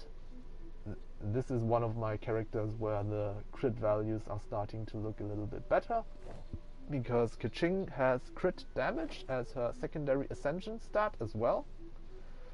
Like most 5-star characters have crit rate or crit damage as ascension stat, and if you put a crit weapon on them as well, it's a lot easier to make them have nice looking crit ratios than on a 4-star character that does not have crit ascension stat, and if you don't give them a crit weapon, it's gonna be even harder. So yeah, these are my Kaching stats. The weapon is an R2 black sword and a 4-piece gladiator. Yeah.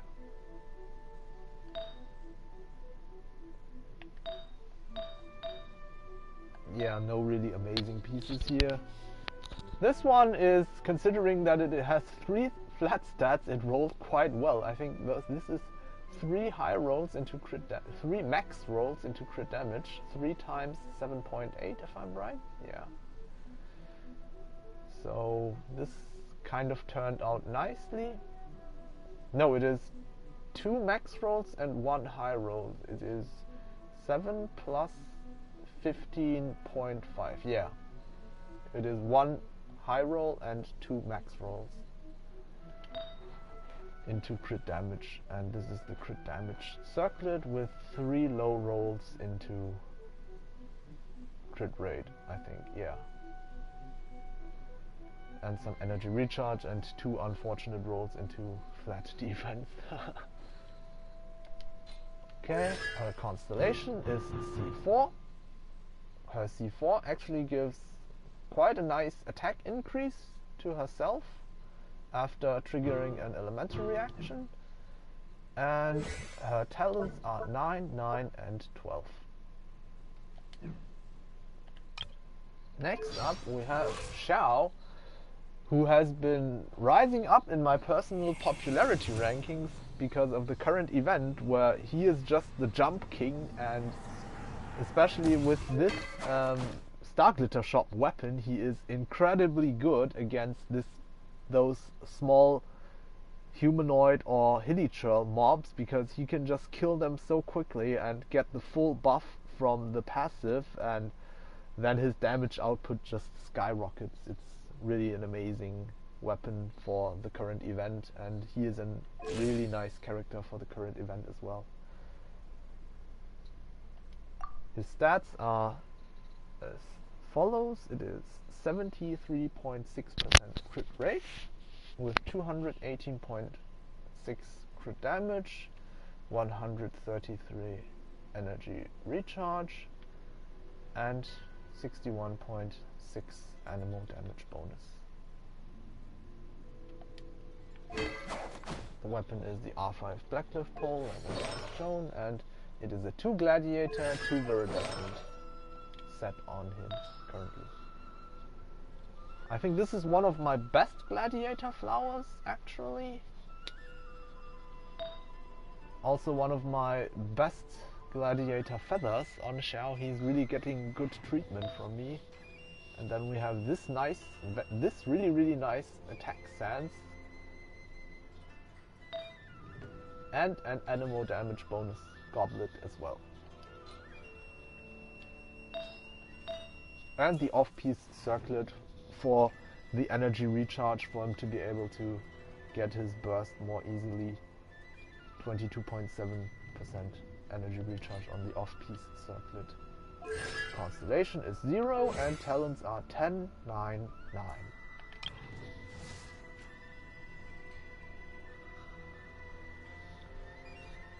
Next up we have one of my favorite characters in the game, and I played her as main DPS very early on for quite a while, alongside Diluc, or at times even replacing Diluc. Beidou, our pirate queen and captain of the Crooks fleet, and yeah, she's just a super cool character, and Emblem of Severed Fate artifact set has really buffed her damage potential like exponentially, and overall a very nice character. She has 183 energy recharge, 70.6 electro damage bonus, and yeah, these are her stats. with the Skyward Pride currently. And 4-piece Emblem of Severed Fate. So this is, yeah, the flower, feather. I think this is one of my 2 best Emblem of Severed Fate sands. 1 roll into flat HP, unfortunately, but still almost 40 crit value, or 36, 37. Yeah, I think 37 crit value. And usable, but not really great. Electro damage bonus Goblet. And a decent... Oh, no, it's not decent. It has almost 80 flat defense, this circlet. Oh my god. But yeah, I just do not have many good or many options for the crit rate circlet. It started with 3 really good stats, but turned out quite unfortunate. Still usable, but yeah, unfortunate rolls into the flat defense. Just why, Hoyoverse? Just why? Constellation is C6, and talents are double crowned 9, 13, and 13. Let me think. I have 3 characters that are double crowned and 1 character that is triple crowned. And she is the first one we just saw that is double crowned of my characters yet, because my characters, in the character selection, they are sorted by level, ascending from the lowest, where we started with Amber. And like, yeah, my current party is these 4 characters, so they are not sorted according to level right now, but moving along, basically all the levels above 80 I got from killing mobs and their XP, and the higher the level of a character, the more I have actually played them, basically. So as you can see, I have played Beidou quite a lot. She's almost at level 87. Does not need that much more XP to reach level 87. And she has 2 crowns from me. Okay, so next we have another Cryo unit. Rosaria, also a very cool lady. Like, has an assassin-like style vibe to her, or a little bit vampire-like as well, and kind of similar backstory to the main character Thorfinn from Vinland Saga, an amazing manga and one of my favorite mangas at the moment. And her build is also an Emblem of Severed Fate support crit rate buffer build at the moment, with high crit rate, since she is able to buff the team's crit rate by 15% of her own crit rate, and if you activate her E and she hits an enemy from behind, she gets 12% additional crit rate, so she is at 95% crit rate on this build of mine, and also has some nice energy recharge to be able to spam the burst for the buff, and also gets the damage bonus increase from the emblem set. Here it is the deathmatch R1. Artifacts are 4-piece Emblem of Severed Fate, as I just said, and these are her individual artifacts. Yeah, this is not a very good flower, but I just keep them since I have a lot of artifact XP from picking up the random investigation spots regularly. And this is the feather. This is the sands. Yeah, the sands is pretty bad. Fortunately, it only rolled into flat attack once, and I got 1 roll into crit damage and 2 rolls into energy recharge, so it is a usable attack piece for the emblem set, but pretty copium, to be honest. Next up, a cryo damage bonus Goblet, which also rolled really unfortunately. Yeah, this could have been an amazing piece, but now it has 2 rolls into flat HP and 1 into HP percent. Yeah. And this is also quite the well, considering how it started, I think it rolled pretty good. Almost an completely into energy recharge and elemental mastery, so it dodged the flat stats, and considering how it started, I would say it turned out pretty good. And I'm just in need of crit rate and crit damage circlets of the emblem set at the moment, so I'm still using it. I will probably fodder this one eventually, but for now it's good enough on Rosaria. Constellation is C6, and to be honest, I think her constellation looks like the claw game, where you can grab like plushies and electronics or small toys with the claw machine at like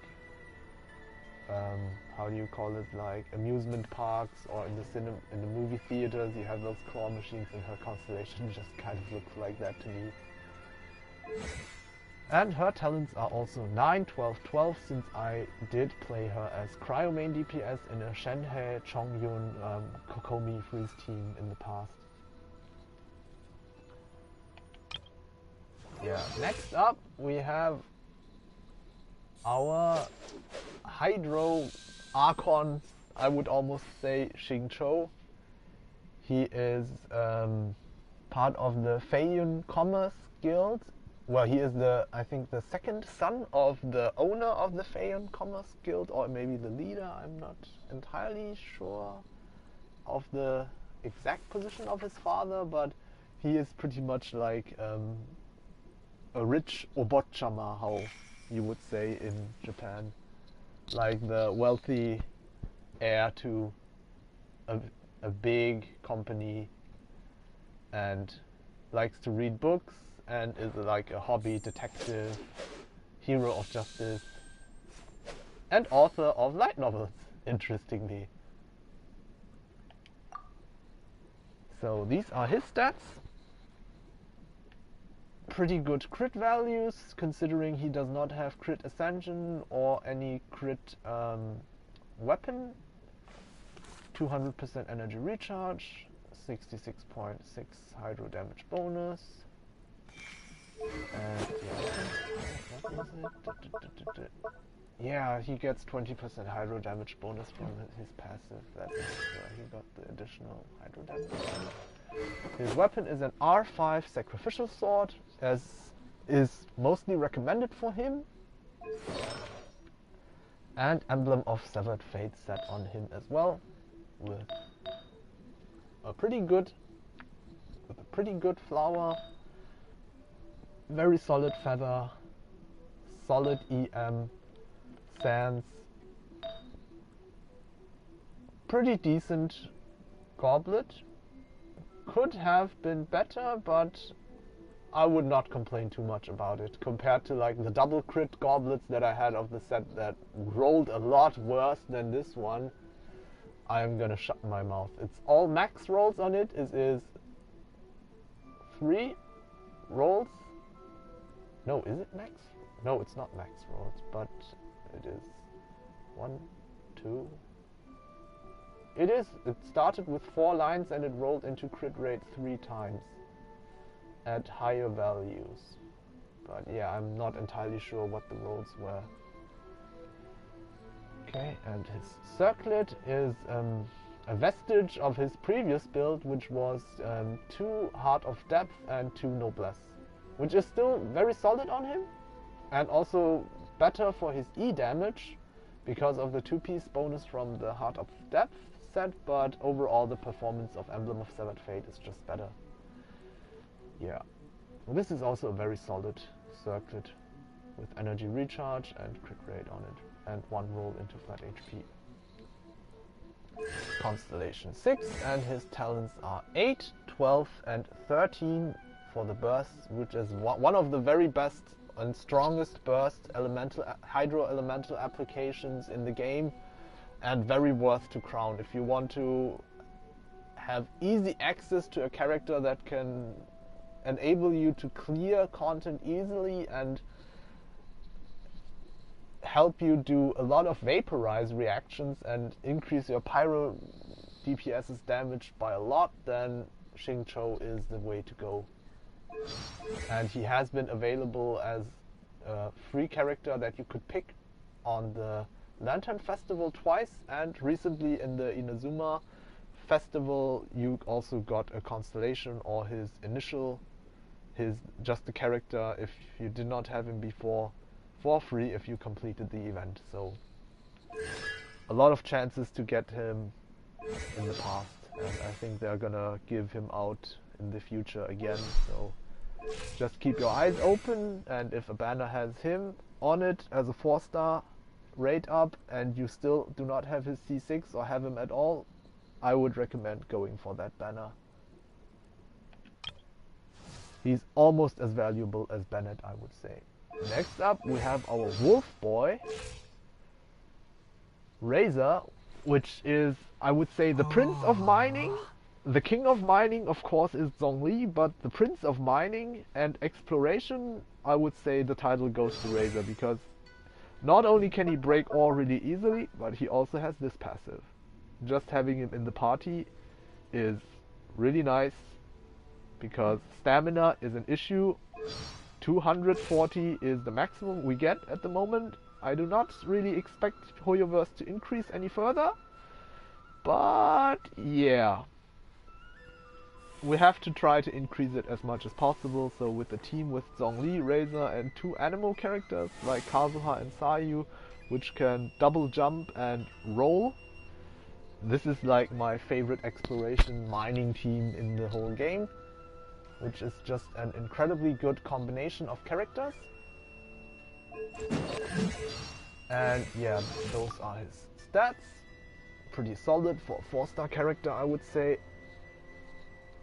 He has an R1 Serpent Spine, because as you can see I do not have a lot of good Claymore options. I got this one now, but I think I'm gonna give this one to Chong Yoon, because I can run Chong Yoon with Diona in a mono Cryo team comp as well, and then he will get a shield from Diona and have the passive buff, but I don't really know how I could like get the full buff on Razor up most of the time. Like, I just don't really see it. And he would also lose a lot of crit rate, and yeah, then his build would have to be changed a lot. So yeah, his artifact set is of course a 4-piece gladiator, since he is a physical normal attack DPS. Some pretty solid pieces here. Yeah, this goblet is copium, but I think I have it because of, yeah, okay. Yeah, it's both extremely copium. It's either, yeah, and as you can see, those are the only two. These are the only 2 gladiator goblets that I do not have locked. So as soon as I get a better physical damage bonus goblet, I am gonna sacrifice one of them. And I think it's gonna be we'll have to see about which one, but those, they are really, really sad. These goblets turned out really sad. And a crit damage circlet with energy recharge and crit rate. Constellation 6, and his talents are 9, 11, 11. Yeah, the thing is, yeah, I would potentially level up his elemental skill and burst 1 more level eventually, but right now I just do not have those Dvalin's claws, and I'm just doing 3 weekly bosses at the moment, and Dvalin is not a priority for now. And I'm just using Razor for mining most of the time anyway, so his talents are fine this way for now.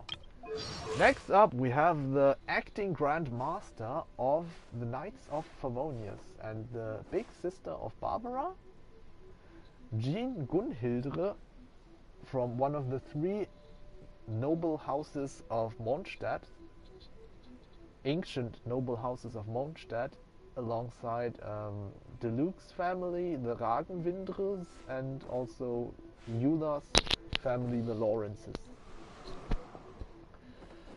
These are her stats.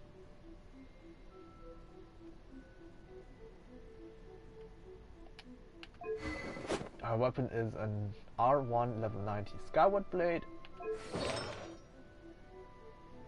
which is a pretty good combination because if you use an elemental burst with her and pick up an elemental orb, because I have C3, she can run extremely fast because she gets 2 movement and attack speed increases from her C2 and this weapon.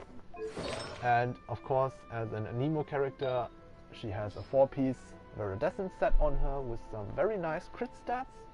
Yeah, this is basically perfect substats, like, and the crit value is also very nice. Could be higher, like it could be 40 crit value and 1 less ER roll, but that's really, like, it's really not gonna get much better than this. Also a very, very good feather with over 30 crit value and 17.5% attack. Like, why do... I guess I must really like Jean, I think. Like, she has such good artifacts. Like, fuck. Amazing. These viridescent pieces, they are really good. And yeah, this is, I think, one of my best elemental damage goblets as well. HP percent kind of hurts, but still 35 crit value over here on a goblet that I can actually also use on Xiao, but for better ratio right now, I think I still let Xiao keep this.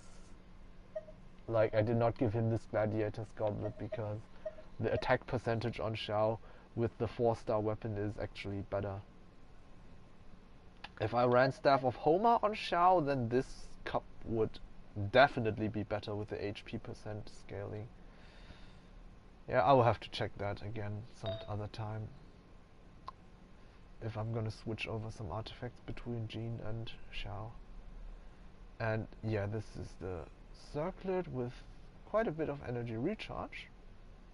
And yeah, the lucky jackpot number but unlucky rolls in Genshin Impact, 777 HP. You hate to see it. You hate to see it. Constellation is C3, and I would really, really like to get this one because this would be amazing for Venti, for Xiao, and for Jean herself. Ah, yeah. Let's just hope that if I lose another 50-50 sometime soon, it's gonna be another Jean. And her talents are 9, 9, and 12. Next up, we have who is pretty much considered a 6-star character at this point of the game, Bennett. Unlucky in-game, but treasured nowadays by everybody in the community. If you want to clear hard content and have an easy time, he just is a jack of all trades.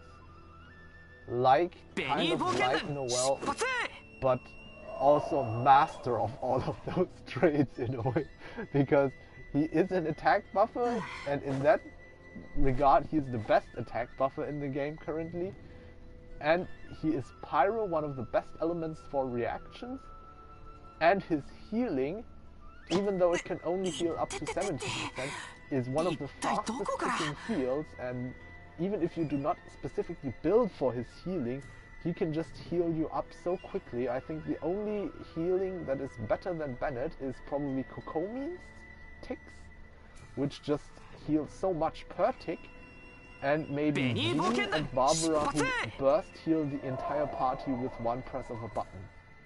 That's the only healing that's better than Bennett, I would say, right now. These are his stats. Not the best crit ratio or anything amazing, but if you consider that he has 25,000 HP, these crit stats, this amount of energy recharge, and a pyro damage goblet, you will soon realize that he must have almost no wasted substats on his artifacts at all to get this amount of. Let me just take a little break. I need to get something to drink for a second. I will be back in a minute.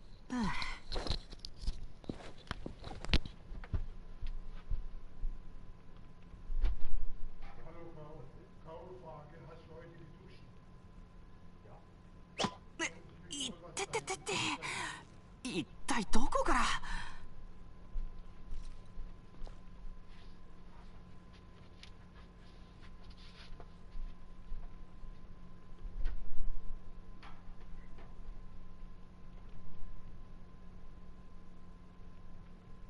ベニー冒険団出発。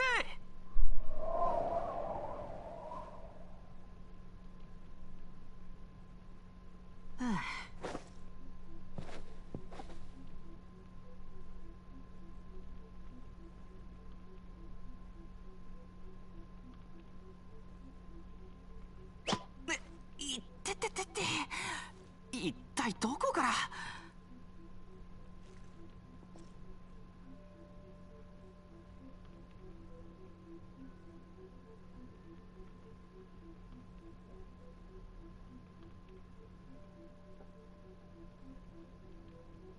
ベニー冒険団出発。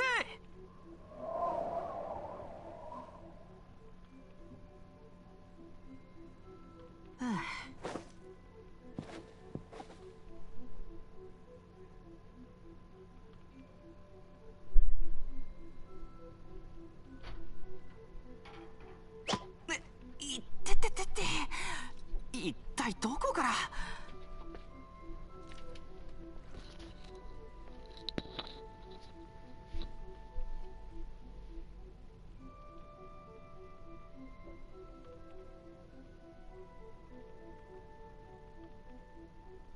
ベニー冒険団出発。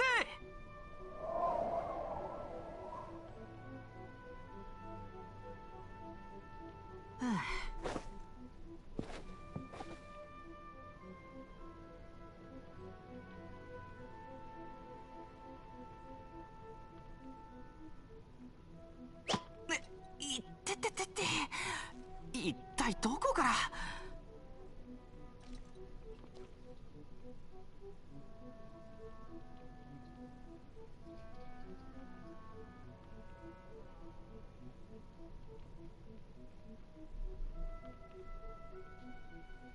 ベニー冒険団出発。Sorry for the short break, but now I'm back and let's continue with my Bennett. So yeah, you just saw his attributes. This is his weapon, another Skyward Blade R1, which is quite nice because of the energy recharge and the high base attack for Bennett's buff. His artifacts are another 4-piece noblesse for even more attack buff during his burst. And this is the flower, the feather, very nice HP sands, the pyro damage goblet with a lot of elemental mastery, and this piece with HP percent, which increases his healing and some crit damage, and one roll into flat HP and some more energy recharge. Yeah. Overall, this Bennett build, he has some very nice artifacts to be able to get high HP, elemental mastery, crit rate, crit damage, energy recharge, and also pyro damage bonus. Like, it is very well balanced. I have not activated his C6 yet, even though I'm not playing Eula very much, but currently those two do not work well together. So I am still hesitating to activate the C6 on Bennett. And his talents are 9, 12 and 13. Honestly, this is probably the most worthwhile talent in the entire game to crown. If you have any crowns, like, if you don't know which talent to crown, like, just go for the Bennett burst. It's the best one you can crown. Now we get to my favorite character in the game, Ningguang. My profile picture is Ningguang, and also my name card on the profile is also Ningguang's Golden Phoenix. And these, oh no, I do not want to level up. These are her stats. For a character that does not have crit ascension, 73 crit rate and 191.5 crit damage. A little bit of energy recharge. And almost 1900 attack. 70.6 geo damage bonus. The weapon is the Solar Pearl R5, which is a really great weapon for Ningguang because it almost has 100% uptime for the buff on all of her damage sources except for charge attacks. And I use Ningguang mostly as a burst DPS in a rotation. Like, my favorite all-star team consists of Raiden Shogun, Zhongli, Ningguang and Bennett. And they just keep spamming their bursts one after another and doing heavy damage, and Ningguang's burst is just really amazing for cleanup after smashing down with Zhongli's Comet, which clears like most enemies, and the ones that remain, most times the big ones, then you can just clear them, their remaining HP with Ningguang's burst, since it is really devastating against single target. It's also still good against a group of enemies if they are smaller mobs, because like even a single one of her burst gems can also, most of the time if it's a hilly churl or a treasure hoarder, it can also already kill them with just one of the gems from her burst. So if they split up and focus on different enemies, it's also not the worst outcome you could get. So I have as artifacts on her as a burst supporter or burst DPS, 2 Shimenawas, Reminiscence and Noblesse Oblige with, I think, yeah, those are some of my artifacts with the best substats. It has basically everything a DPS wants: attack, percentage, crit damage and crit rate. Elemental Mastery is pointless on a Geo character, at least for now. There's no Geo character that has scaling with Elemental Mastery. Well, it increases the crystallized shield's strength, but if you have a Zhongli or any shielder, like crystallized shields, they are pretty much useless. Not really worth having stat points going into Elemental Mastery on Geo characters. One unfortunate roll into defense percent, but then again, crit rate, crit damage, attack percent, everything you want for a DPS character. And this is my highest crit value stance, I think, still? No, I have HP or defense pieces that have more crit value, but I think it is still my highest attack stance crit value wise, which I actually only leveled up for like as a placeholder, since it had double crit stats on it, and then it almost rolled entirely into the crit stats, surprisingly, and that placeholder became a permanent piece of my Ningguang's build, and sometimes I even put it on other characters because it's just so good, this attack stance. Yeah. Ningguang getting the royal treatment with my best Geo damage bonus Goblet, which has again all of the stats you want on a DPS character: crit damage, attack percent and crit rate. And this one is also very nice with no useless rolls. It is the only piece on my Ningguang that has energy recharge, but 2 rolls into it, and together with Zhongli, and it is like already enough energy recharge to have the burst on cooldown on both of them, because they only have a 40 energy cost burst and 12 seconds of cooldown. So that is why they do not require much energy recharge if you are using them together, because they generate geoparticles for each other, and even with low energy recharge you can get the burst on cooldown quite easily.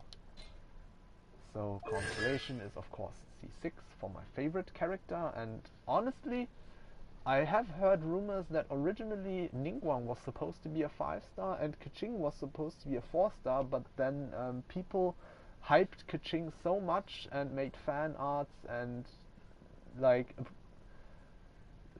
celebrated her before even the release of the game, that Hoyo at that time supposedly changed their star rarity from 5-star to 4-star in Ningguang's case, and the reverse for Kaching, And that is why I think Ningguang has some of the best constellations of any 4-star DPS character, while Kaching has relatively weak constellations for a DPS character, especially if you compare her directly with Diluc, for example, who is also a starter 5-star from the standard banner, and also a pure DPS character, kind of similar to Kaching, but his constellations are just a lot stronger, I think, than Kaching's.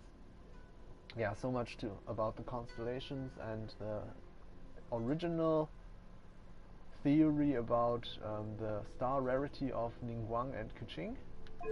Let's go to the talents. This just makes me happy every time. My only triple crowned character so far.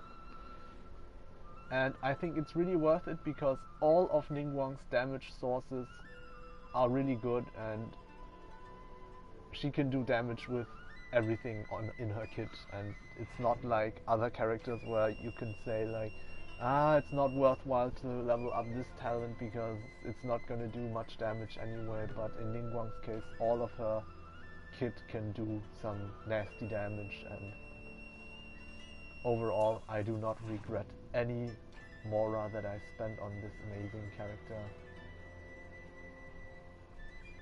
Yeah. Next we have Daddy Diluc, our old unnamed king of Mondstadt, the tycoon of the Dawn Winery, and pretty much wannabe Batman of Mondstadt. He used to be my first main DPS in the game. I pulled him really early, very luckily, from the beginner banner in the second temple, I think it was.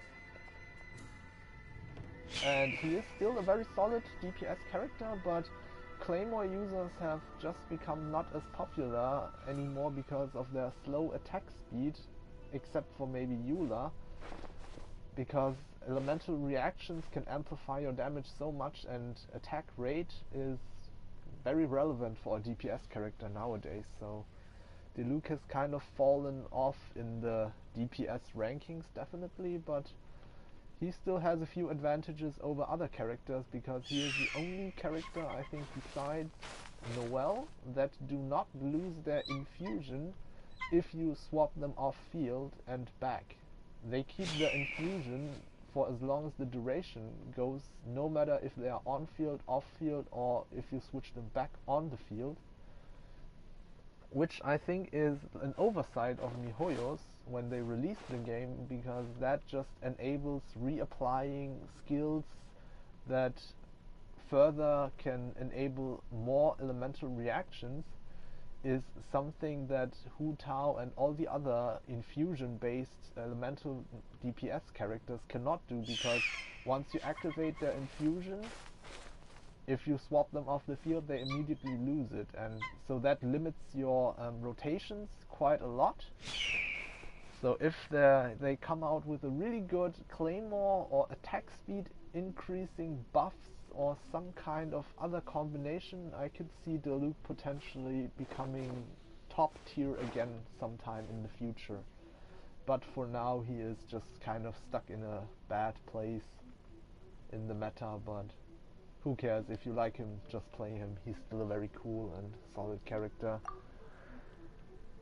These are my Diluc stats. It's not that amazing because I am not playing him as much nowadays, so I did not put like the best stuff on him. So yeah, it's just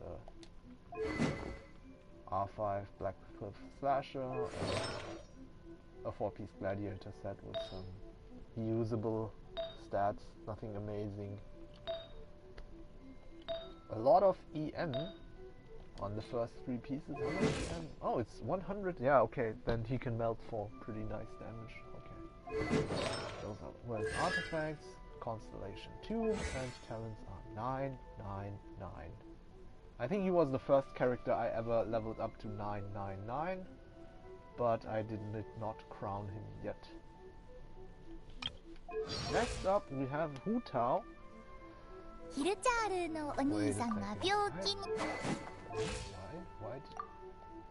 does she have less HP now. Did I switch an artifact on her? Or... well, no matter. These are my Utau stats. Pretty decent, but nothing amazing. I've seen a lot better, but it's usable. She has a Staff of Homer as a weapon, her best in slot, and her artifacts are a 4-piece Shimanama's Reminiscence.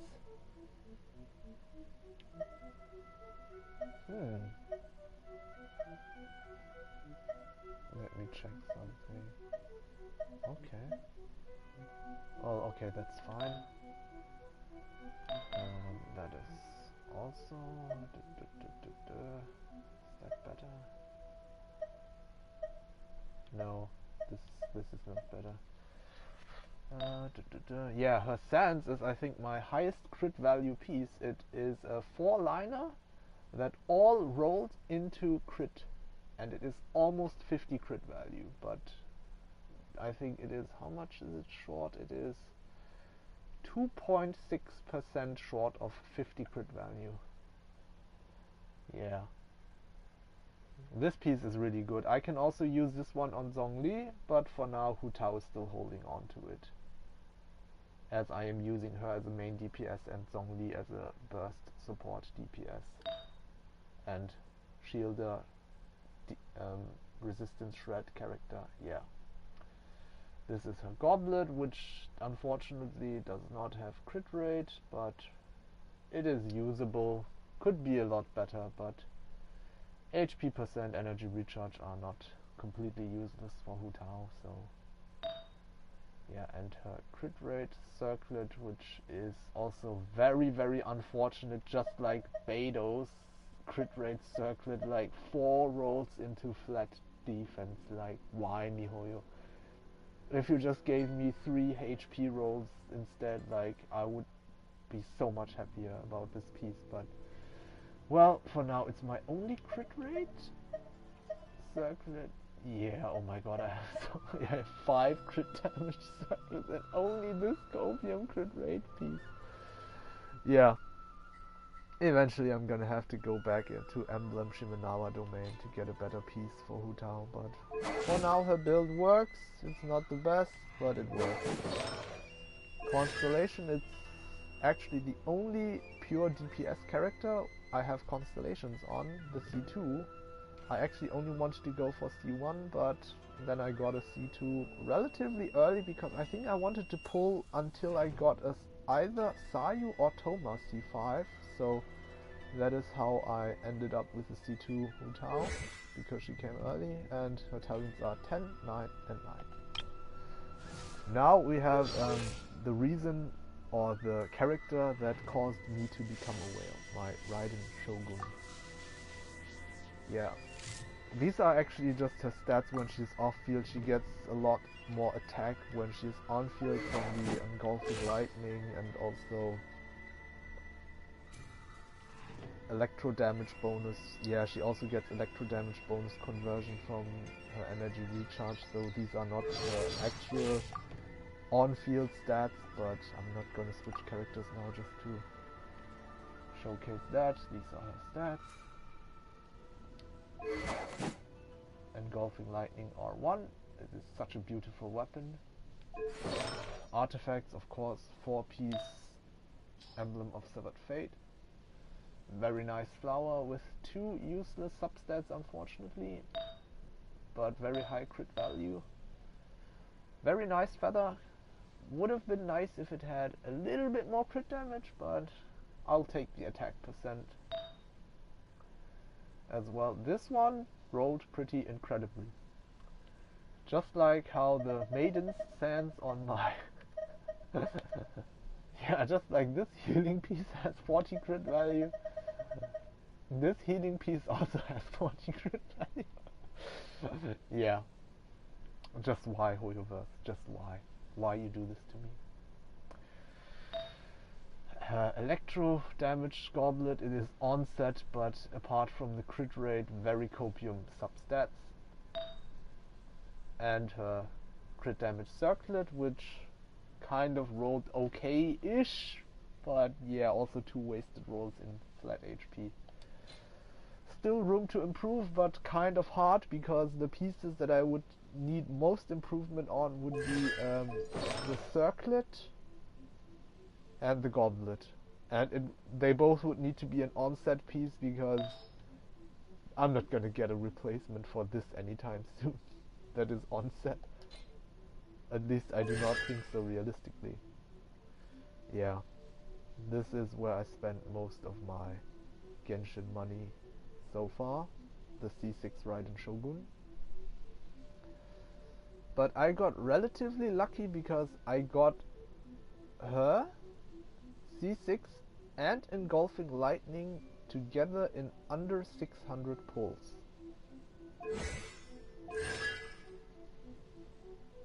And having seen like the wish history of other whales, like the average is somewhere between 700, and if you're 700, between 600 to 700, and the unlucky people can go all the way up to like 900 pulls to get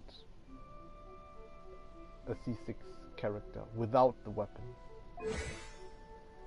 So her talents are 9, and my third double crowned character actually, with the skill and burst crown, and this is just the most powerful talent damage wise that I have on my account at this moment. Like the Muso no Hitotachi initial slash is, I have done over 1 million with some event buffs on with my Raiden Shogun, and it's just crazy how she can just instantly delete enemies when you build up, when you have stacks on her, and she refills energy, reduces cooldown time at C6, and also buffs attack like like even better than the Noblesse set with her C4. Like overall, just the best Inazuma character.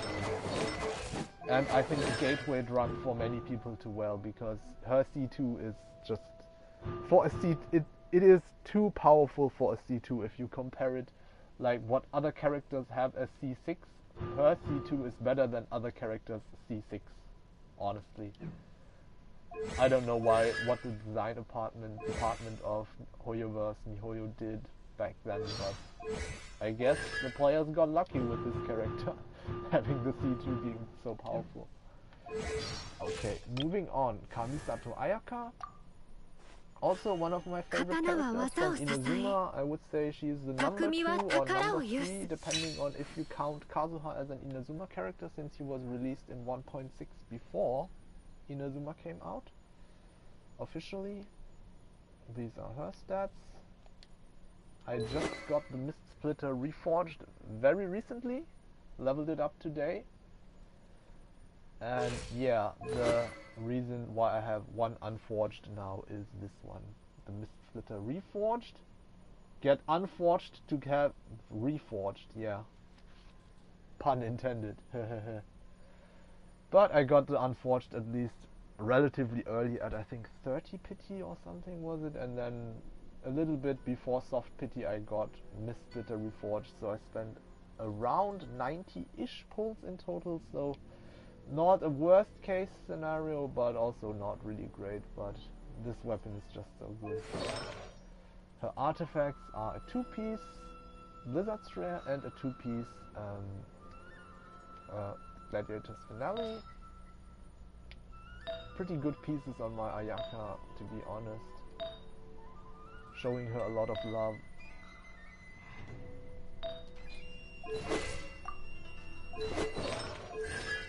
C0, Constellation. Her C4 would be amazing to have, but I'm not gonna spend any more whaling money on Genshin Impact anytime soon. So she's gonna have to just enjoy this weapon for now. Talents are 9, 9, 10. Her burst is just one of the strongest bursts in the game, which can pretty much delete enemies almost instantly. Just like Raiden Shogun's burst is incredibly good. Kamisato Ayaka's burst is just really, really nice for speedrunning content as well. Next we have Garnier, our always sleepy secretary from Liga Harbor. She has some quite nice crit stats as well. And the Skyward Harp, R1, weapon, for Wanderer's Troop, of course, for a charged shot, melt, build. Very nice flower, decent feather, decent sands, nice goblet, and okay-ish circlet. Yeah, not the most amazing Wanderer's Troop part artifacts so far, but it's usable. Well, okay, slightly below 200 crit value. Do I not have another better crit damage one? No, I seriously do not have a better crit damage one. Sad. That is really sad.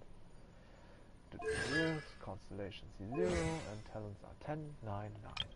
Okay, next up is Kazuha. He has a full EM build with almost 1000 EM. His weapon is the Iron Sting. R1. Refinements do not really matter much on him. His artifacts are a 4-piece Iridescent Venerer again. This one is the off-piece because it has nice elemental mastery rolls. The feather, also some nice. Oh yeah, this is the most copium piece on my Kazuha. It's just really sad, but it is at least main stat elemental mastery. The Iridescent Venerer Goblet. I have 2 of those in purple because no gold, unfortunately, as you can see so far. And then also an elemental mastery circlet with pretty good substats. Honestly, could not expect much more out of a elemental mastery circlet, to be honest, considering I did not spend that much resin in the Viridescent domain, since Maiden's Beloved is just complete garbage. Next we have Zhongli. Oh, hi Drexy, welcome to the chat. I have reached AR60 already, and now I'm just showcasing all of the different characters on my account. We are getting close to the end. There are only 5 more characters left, including Zhongli, which is the highest level character on my account. As you can see, my Kazuha is not level 89 yet. Zhongli is the only character on my account level 89 currently, and I'm showcasing all of my characters, their builds, talents, artifacts, weapons right now, and we are almost at the finish. So yeah, oh, that's nice if you are Zhongli. Well, I hope I am not going to disappoint you. My Zhongli is a kind of hybrid build, is a burst, support, DPS, shielder, and these are his stats.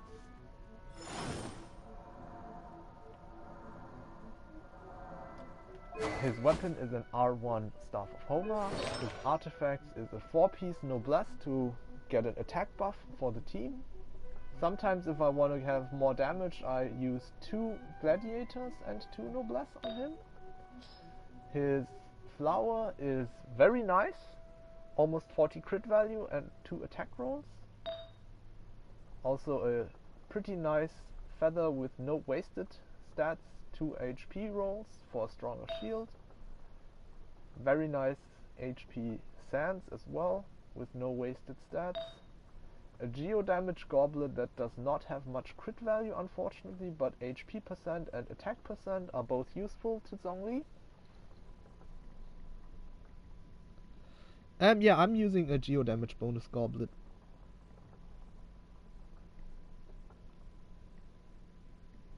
Yeah, 2-piece Shimenawa and 2-piece Noblesse works really well on Zhongli as well.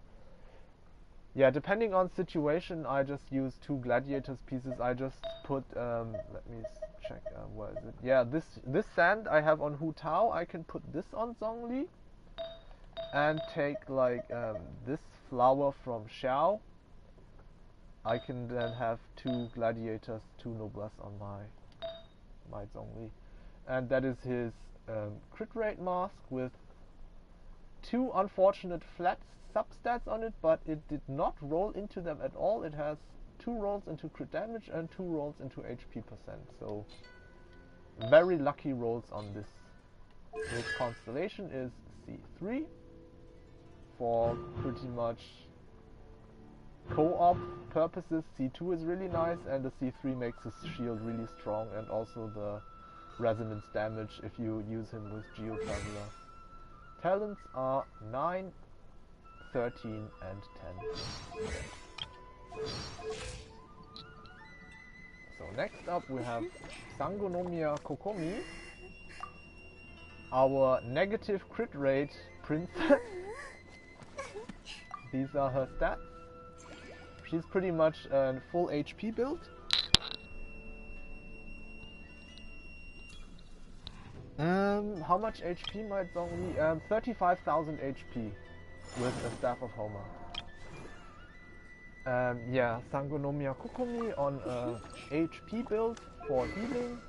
She has the prototype Amber as a weapon, and her artifacts are a 4-clan set.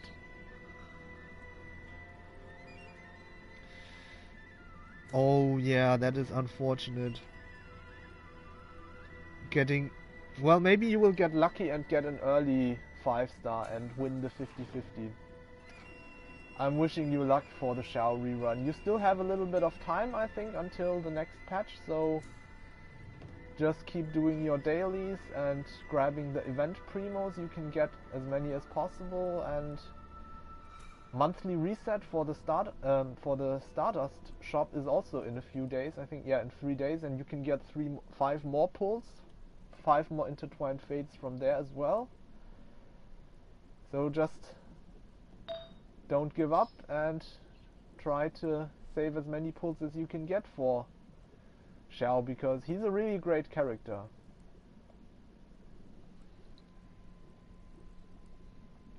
Ah, that's unfortunate if you never won a 50-50 so far.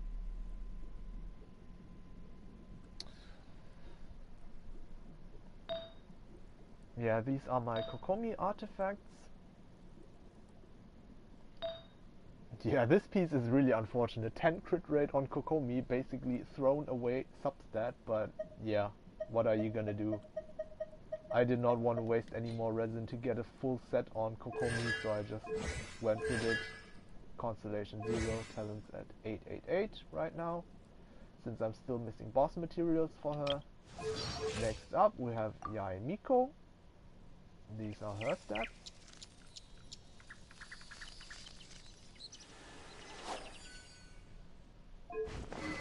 Weapon is an R5 Witsith. The artifacts are 2 Wanderer's Troop, which actually increases her E damage because her passive gives a little bit of scaling for her Sesho Sakura damage, scaling with Elemental Mastery, so having this 300 Elemental Mastery on Yae Miko is actually quite nice. If you are also using them together with Kokomi for electrocharged damage, you get like basically 2 sources of damage from the elemental reactions and her elemental skill that have both increased damage. Oh, nice! Congratulations on getting Raiden. She's really good. She's really, really good. And these are my Yae Miko artifacts. Nothing too amazing, but I would say decent and useful substats, mostly on her, like, yeah, 82 elemental mastery on this piece. I would not know on which character I would use this artifact. Yeah, except for Yae Miko at the moment, because of the elemental mastery. Constellation is 0, and talents are 8, 9, 9. So the second to last character is Sucrose. Also a full EM build, 800 EM on my Sucrose. Yeah, crit does not really matter, a little bit of energy recharge. The weapon is a Sacrificial Fragments, R5 for the Elemental Mastery. Artifacts are again Viridescent Venera.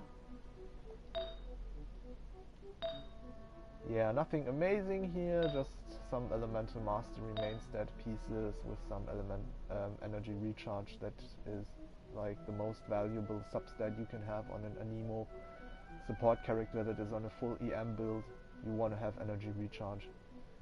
Crit rate, crit damage, getting to the 50% crit rate and then having crit damage is super hard if you go full EM, so I'm not even gonna bother with that for the moment. Like, yeah, it's pointless. Constellation is 6 and her talents are 8, 11 and 12. Yeah, I'm gonna open the character archive once I've gone through Ayato as well. Here's the last one in this showcase. And yeah, these are my Ayato stats. Weapon is Primordial Jade Cutter R1, level 90. These are his artifacts. Well, 5-piece Gladiator's Finale.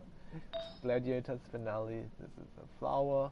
He has also some pretty good artifacts at the moment because I'm using him as the main DPS of the current team I'm playing. It's an electro-charged team with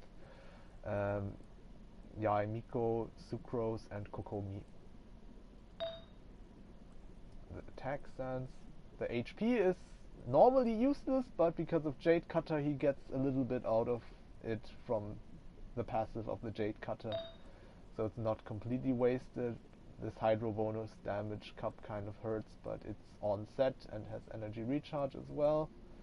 So I'm still using it until I get a better one. And this one is also quite nice for Ayato with Jade Cutter because of the HP scaling, energy recharge, crit rate, some flat attack, which is not really good on him, but it's decent for Circlet.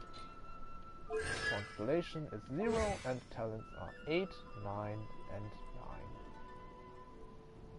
9. Yeah, so this is all of my characters. I am only missing 3 5-star characters, and those are Yoimia, Klee and Child. And if they get a rerun, I am considering to also get Yoimia and Child. Klee, I honestly do not really see that I would even play her even if I got her. I would. She is cute, I like her character and personality, but she just plays so clunky. I have a friend who has Klee, but even he is not really using her much nowadays. Yes, at the beginning I basically explained like I am I would say high spending dolphin or a whale on the lower end. Like I did whale for I have one C6 character on my account.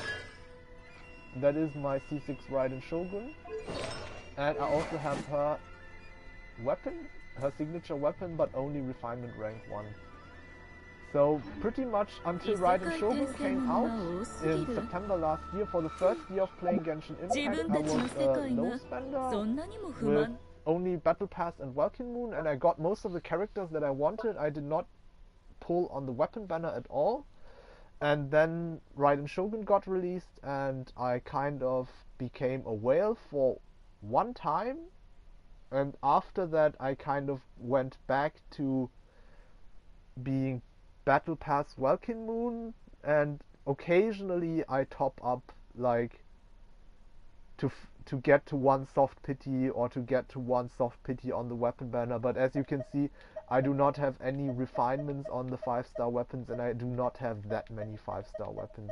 So I think in total my spending in US dollars would be a little bit below 2,000 US dollars over the 1.5 years that I have played Genshin Impact so far. Yeah, and I have 1 C6 Raiden Shogun, a C3 Zhongli, a C2 Utau, and all of my other 5-star except of the starter ones are C0. And yeah, I have 264 plus 20 artifacts on my account. At the moment 2.5 million Mora. And this is all of my stuff that I have on the account right now. Like my inventory. Yeah, I have almost 11,700. 11,700 Masterless Stardust. Still 91 pulls saved for Yelan. And yeah, a lot of teapot furniture. I have crafted over 3,000 teapot furniture pieces according to my Battle Chronicle page on the Hoyo Lab app. So yeah, that's basically all of the stuff that I have on my account. And now I'm gonna do my artifact spot route that I normally do every day. I'm already a little bit late by doing all of the showcase, but if you want to learn how to collect around 60k free artifact XP that you can use to level up your own artifacts without having to spend resin, then this is the very useful information, I think. And also the reason why I have 264 plus 20 gold artifacts on my account currently.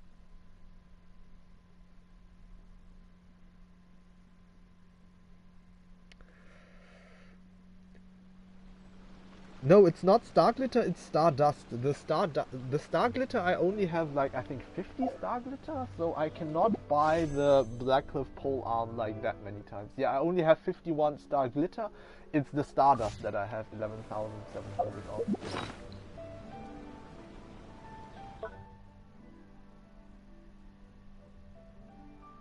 Well, Blackcliff polearm is still a very good weapon. I have Blackcliff polearm R5 on my Xiao, and for the current event, it is even better than R1 Jadewing Spear, because with the small mobs, you can kill them pretty easily and get the full stack on the R5 Blackcliff pole, and then it actually does more damage than an R1 Jadewing Spear.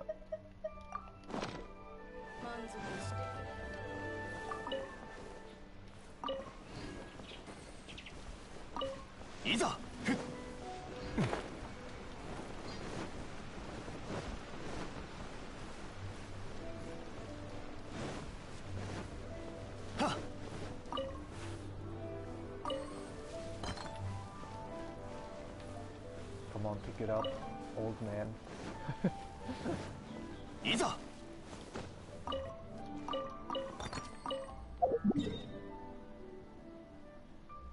Oh, I think I should actually check in my inventory how many artifacts I have right now, so I can tally up a total for you guys at the end of the video.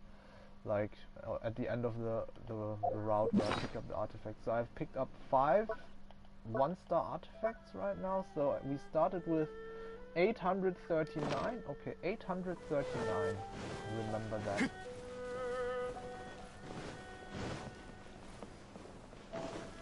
So how long have you been playing Genshin Impact?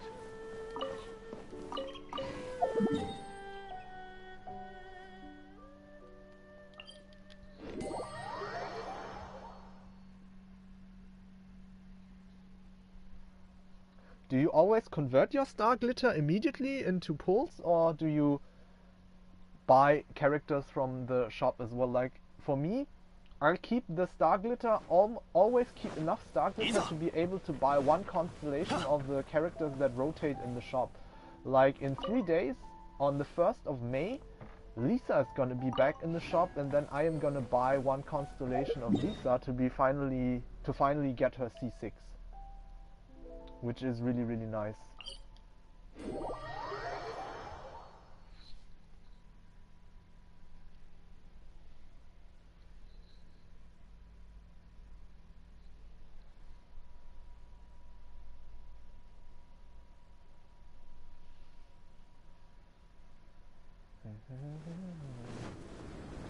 Picking up the artifact.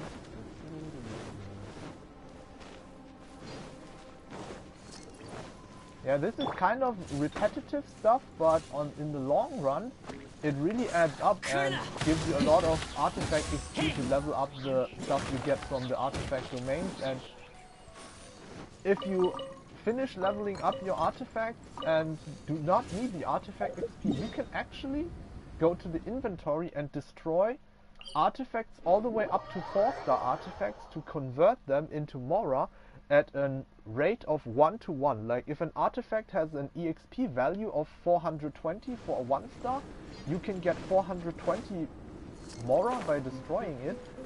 And so depending on if you reach the point where you don't need the artifact XP, picking up those artifacts is still useful because leveling up talents, character levels, weapons, you need Mora for everything. So being able to get a decent chunk of Mora in a relatively short amount of time is not a bad thing, I think.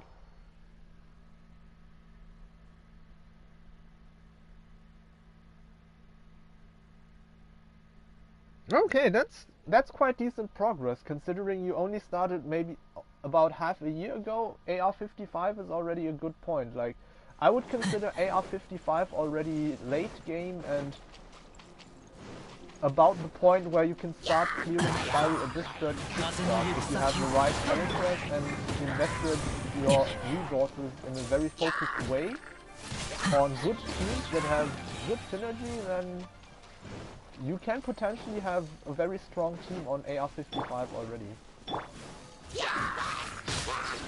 But after AR55 it gets really painful to level up your AR. It takes months for a single level. Like, I think today I am celebrating my AR60, but it took like, I think, almost 4 months or a little bit over 4 months to get from AR59 to AR60. But once you hit AR60, actually you get quite a nice benefit, and that is the additional Mora, not the additional Mora, but the additional adventure EXP that you accumulate after hitting the maximum AR level gets converted into Mora. So you get a nice chunk of free Mora every day without having to spend resin then.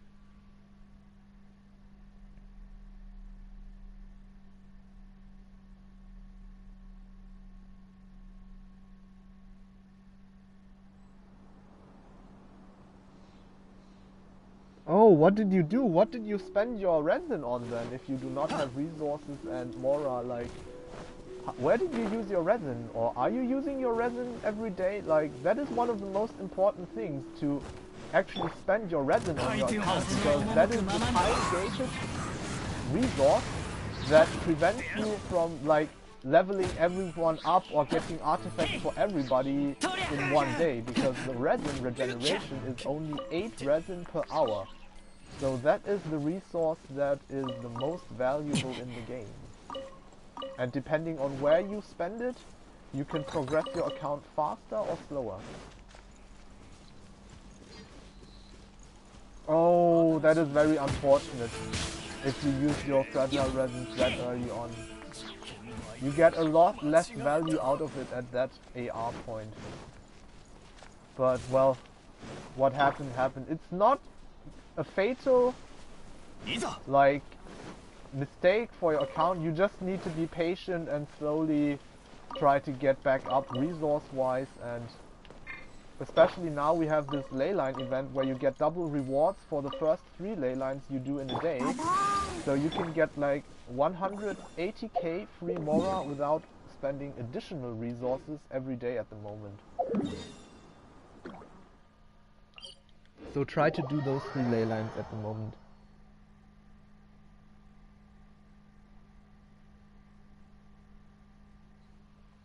Well, I would say the fragile resin, if you spend it on Zhongli, like to do the world bosses like the Geo Hypostasis to get the essential materials, it is not a complete waste.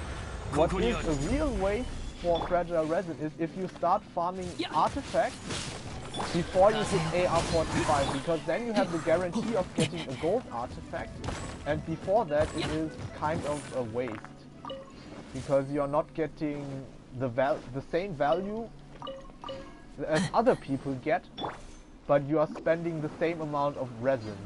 So you're basically paying the same price as somebody else, but they are getting better food than you are getting. So if you wait until AR45 and then start farming artifacts, it's a lot more efficient. Because as I'm showing right now, even if you spend the resin on the lower level you are getting artifact XP. That much is still true. So it is not a complete waste of resources, even if you only get 4-star or lower tier stuff. But as I am showing right now on this route, you can pick up a lot of 1-star and 2-star artifacts, and it does not cost you any resin.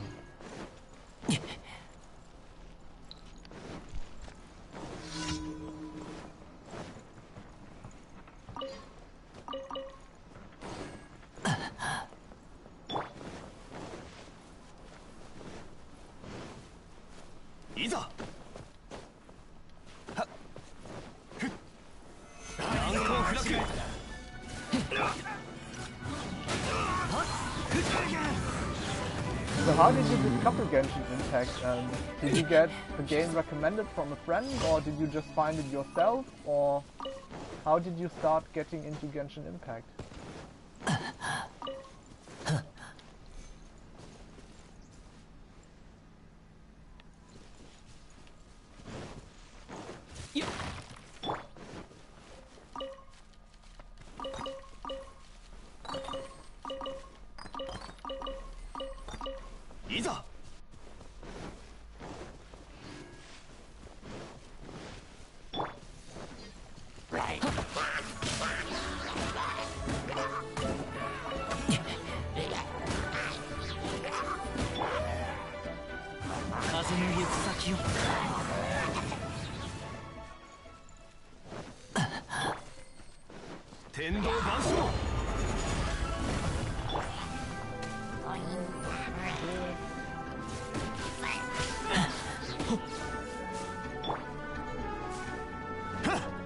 Actually, you could do this artifact route a lot faster if you just ignored all the enemies, but I just like to kill them as well if they're on the way anyway, and you get a little bit of resources. Like, what I also often do is farming elite mobs. Like, those are the big enemies that give around 60 EXP and also 200 up to 600 Mora per kill.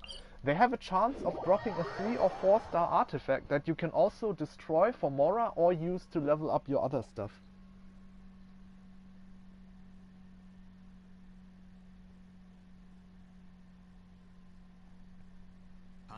Oh, interesting. So, what game do you mean? What game did you find? Or are you referring to Genshin Impact? I would say Genshin Impact is a very solid free-to-play experience, but the most enjoyable way for Genshin Impact is probably if you are a low spender with Valkyrie and Battle Pass, because then you can get quite a bit of stuff. Not everything, of course, because they want to monetize the game as much as possible and get people to whales just like me, even though I managed to stay strong for 1 year. But yeah, I still enjoy this game very much, but the content has been slow for a few patches in a way. And the COVID lockdown situation in Shanghai is not really helping the developer studio to be any quicker with releasing new, interesting and fresh content for Genshin Impact. But for now I'm still excited about the Yilan banner and Kuki Shinobu coming out next patch. I really hope they will not delay them. Ah, okay.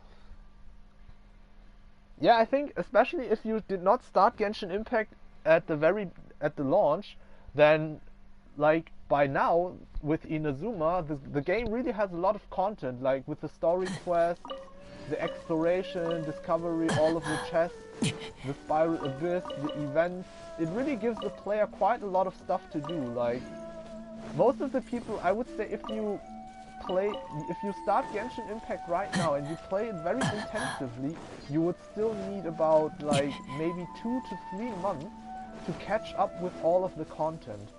Like, intensive play, I would say, like playing 6 to 7 hours every day, and then you would be able to finish all the quests, the character storylines that have been released so far, and exploring the map, discovering all the chests, solving the riddles.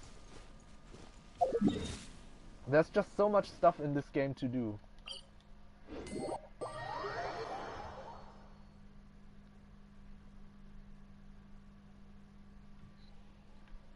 Well, the thing is, AR rank is just one number in the game. Like, basically, as long as Hoyoverse keeps releasing new characters, and if you save Primo Gems or buy Primo Gems, buy Welkin Moon, if you get the pulls and you get the new character, for as long as the game has new characters, there's still something to do. Like on my account, I have 45 out of the 48 characters that have been released so far, and I have built them up to a baseline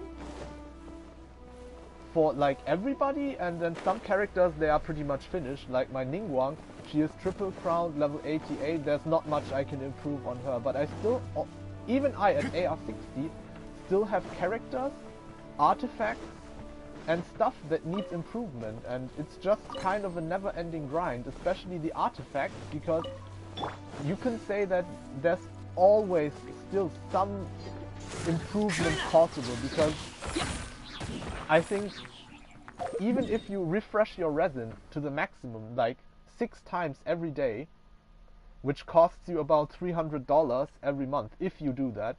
I only do the first resin refresh every day, which costs 50 Primo Gems for 60 resin, and since I have the Welkin Moon costs like only $5 a month, so it is a cost of half of the Welkin Moon, so it's less than 10 cents by using the Welkin Moon Primo Gem. I get 60 more resin, which is 1/3 more progress than a player that is 100% free to play already, by just doing the first resin refill. But the consecutive ones, they just get more expensive. The second and third, they cost 100 Primo Gems for like 60 resin, and the last one I think costs 250. And at that point, it's just, you're still just getting 60 resin, but you're paying 5 times the amount of Primo Gems than the first resin refill, just to get it on the same day or faster. And that is kind of not a good deal in my opinion. But if the people have the money and they want to do it, it's their choice. Just I personally would not. But the first resin refill, if you have Welkin Moon, is something that I can wholeheartedly recommend, because it just gives you a lot of resources. Like, at the end of the day, what's it gonna do? Like, what use is it to have all of those characters? Like, I know a lot of other whales, or I have some friends who also whale in this game and spend not a little amount of money, but they have all of those characters and are not able to build them because they are lacking the resources, because they spend on the pulls and the top-ups, but they do not want to spend any amount of Primo Gems on getting resin or resources. And then they are locking themselves out from building those characters that they spend maybe hundreds of dollars just to get them. But you're not willing to spend $5 to build the character, which is kind of a paradox or insane in my mind.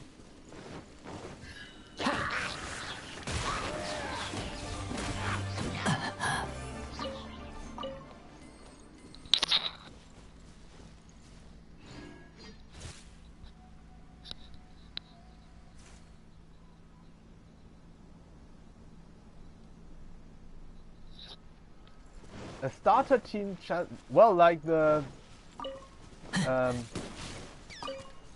I can easily kill all of the bosses with just 4-star characters, of course. Yeah, I can do that if after I finish my run. I can do a challenge. I have an idea, like I will try to solo Raiden Shogun, the weekly boss, which is currently the strongest boss, with a physical Chichi main DPS solo.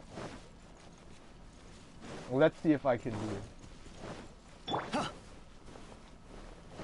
Because I think like the Cryo Regiswine or like the Pyro Regiswine or any of the Hypostasis, the cube bosses, they are not very interesting. Like the original bosses that got released with 1.0, they just don't, they are not very aggressive. Like, they are pretty much just punching back with an HP bar, to be honest. So fighting them, I don't know if that would be really interesting to watch. Like, it's not going to be much of a challenge because with my artifacts and stuff, even if I just use Kaya, Lisa and Ember, I'll probably kill them very quickly without them doing any damage to my characters. But doing a solo Chichi challenge against Raiden Shogun could be interesting.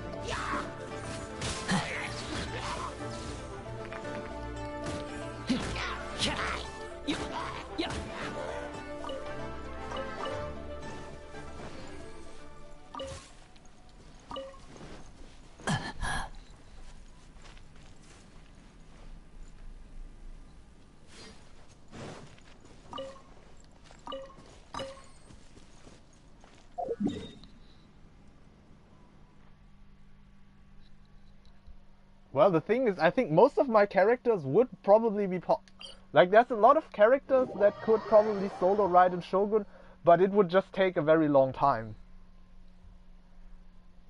It's just a matter of time. Like, the fight would maybe go for like 5 or 10 minutes, or even longer, depending on the character, how much damage they are able to output solo. But yeah, as long as they are able to stay alive, I think there are a lot of characters that can probably solo Raiden Shogun.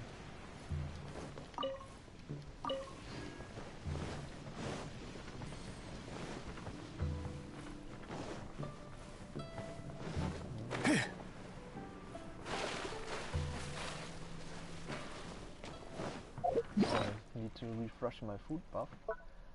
That is also one of the best food items you can have, the delicious minty meat rolls. It decreases your stamina consumption while running by 25% for 15 minutes, and it only uses chili, mint and meat, which are all three very easy to get resources that you do not have to spend money or resources or anything else on to pick them up in the overworld. If you are just running around, I always pick up everything that I can grab.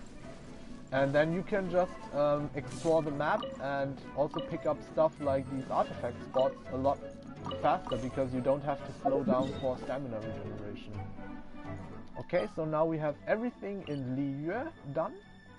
Over to the Inazuma artifact spots. Oh, hi, Sweet Peas. How are you? I'm very good. I just hit AR60 and I'm doing the stream right now. The last 2 hours I was doing account overview of all of my characters, their builds, talents and artifacts. This stream will be on like my YouTube channel even after I finish it, so if you want to check it out sometime later or you are interested in the build of any character that I have all of the characters that I own built already, and I have all characters except for Yoimiya, Child, and Cryo so far. And I hit AR60 today. After 1.5 years or 559 days of actively playing Genshin Impact, I have finally reached the highest AR level. I started 3 weeks late because initially when the game was launched, I heard about Genshin because they did a lot of marketing, but at that time I was completely anti-gacha games, and also Genshin is still my first and only gacha game that I play. But one of my very best friends was playing Genshin Impact a lot at that time, and he's also still playing Genshin, but a lot less than at the beginning nowadays. And I just saw him always online playing Genshin Impact, and then I asked him, hey dude, is this game any good? Like, what's up with this game? Like, you're always playing this game. And then I checked it out, fell in love, and I'm still here. Now even doing content about this game and still grinding stuff, building characters, enjoying this beautiful world, cool character design, and yeah, fun gameplay. Somehow predatory monetization systems, but we gotta die one death somewhere, so can't all be 10 out of 10 in the game.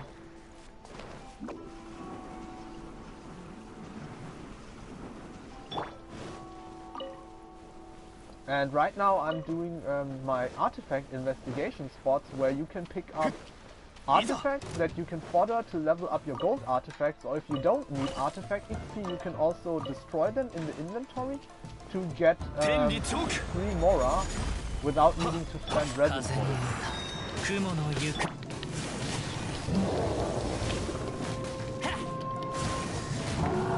Ah, cool. It's always nice if you get introduced to Genshin by a friend, because then you already have somebody you can play with. Like for me it was, I had two, like one friend is still playing Genshin, but in the first 2 months we were like a trio, and every day we co-opted, killed enemies together, went exploring, and it was such a great time just chatting with your friends and doing exploration together.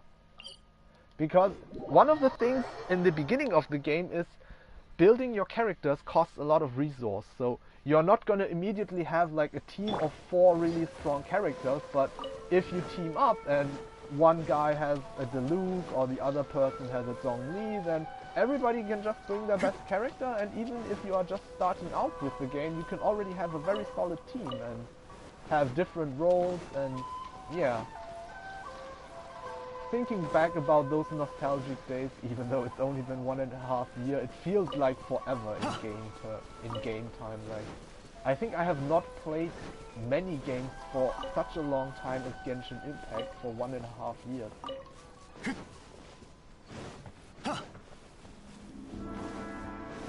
And originally, like, this YouTube channel, I made it to just share some funny moments and matches I had in Tricky Towers, which used to be my main multiplayer online game that I pretty much played most of the time when I just wanted to play some video game, and now Genshin Impact is basically my main game.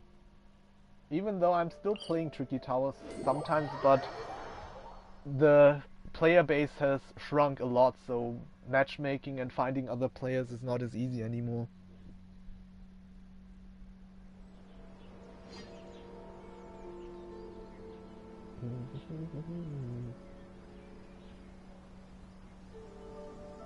Oh, that's really cool, Rexy, that you two still have a friend that actively plays the game. Yeah, Shangling is a really good character, and you get her for free. Like, everybody gets a Shangling, and if you go fishing, you can get one of the best 4-star weapons for Raiden Shogun and Shangling is the catch.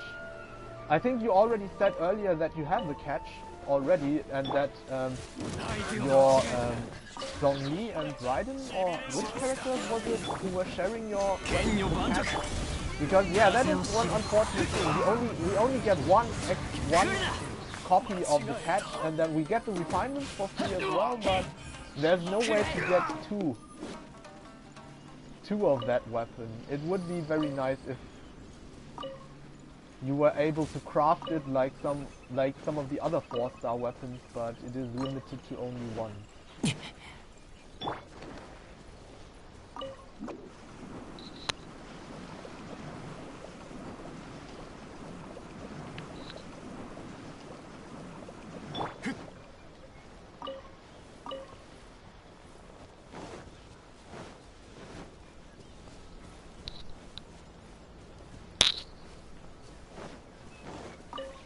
Yeah, I think the thing with Genshin Impact is, at the beginning, the game is also very beginner friendly, because the enemies and the content is really easy.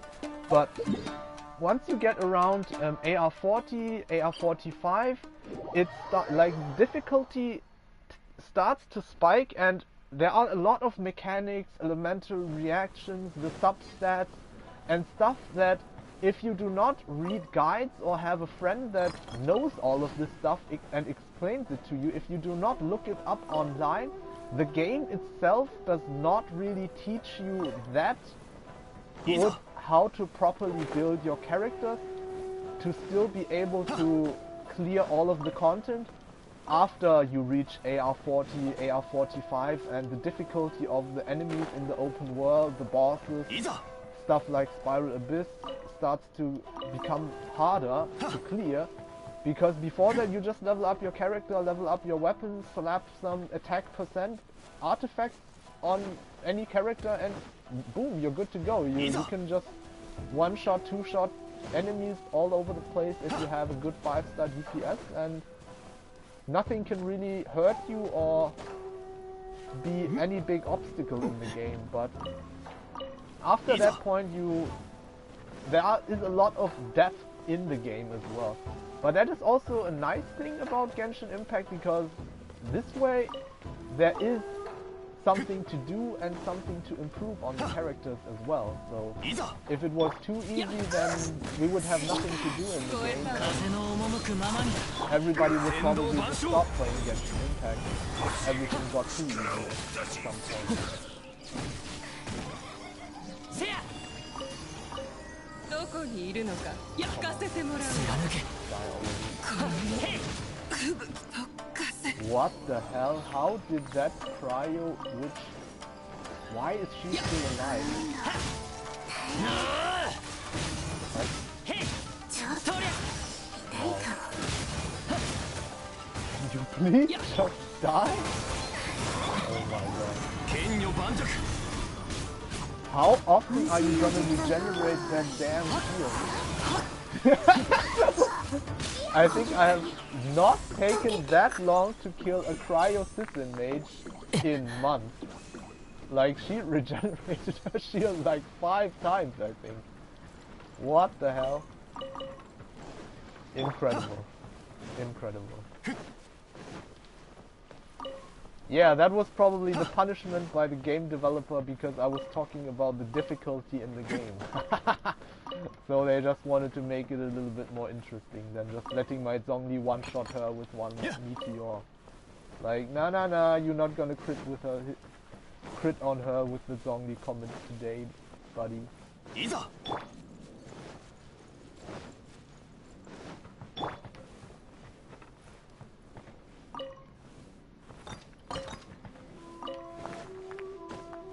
No, don't climb there, Zhongli, please. You already climb your own pillar all the time. Right.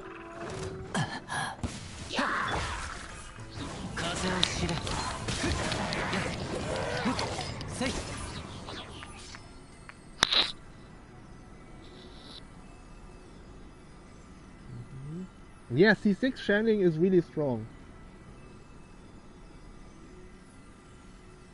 Yes, Xiao is a really good character for open world exploration, and if you have 2 animal characters in your party, they also increase your, I think, they either decrease your stamina consumption or increase your movement speed.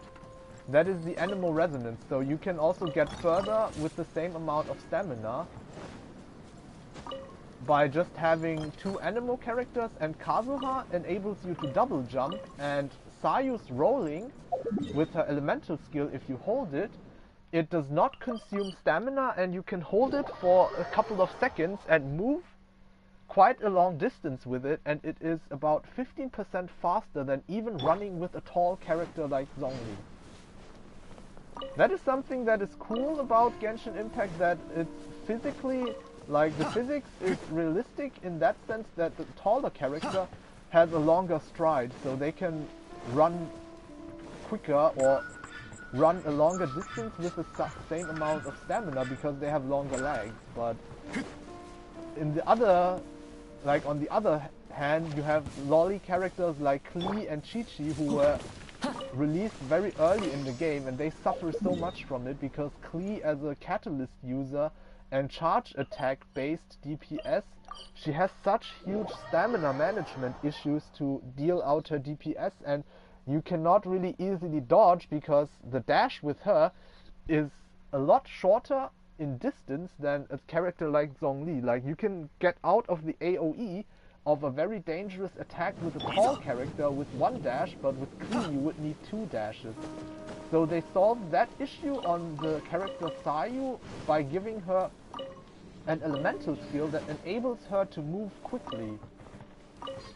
So in a sense, Hoyoverse really learned from their past mistakes in the balancing and improved on the newer lolly or short characters in the game by giving them something to compensate for the shortcoming the other ones had before them.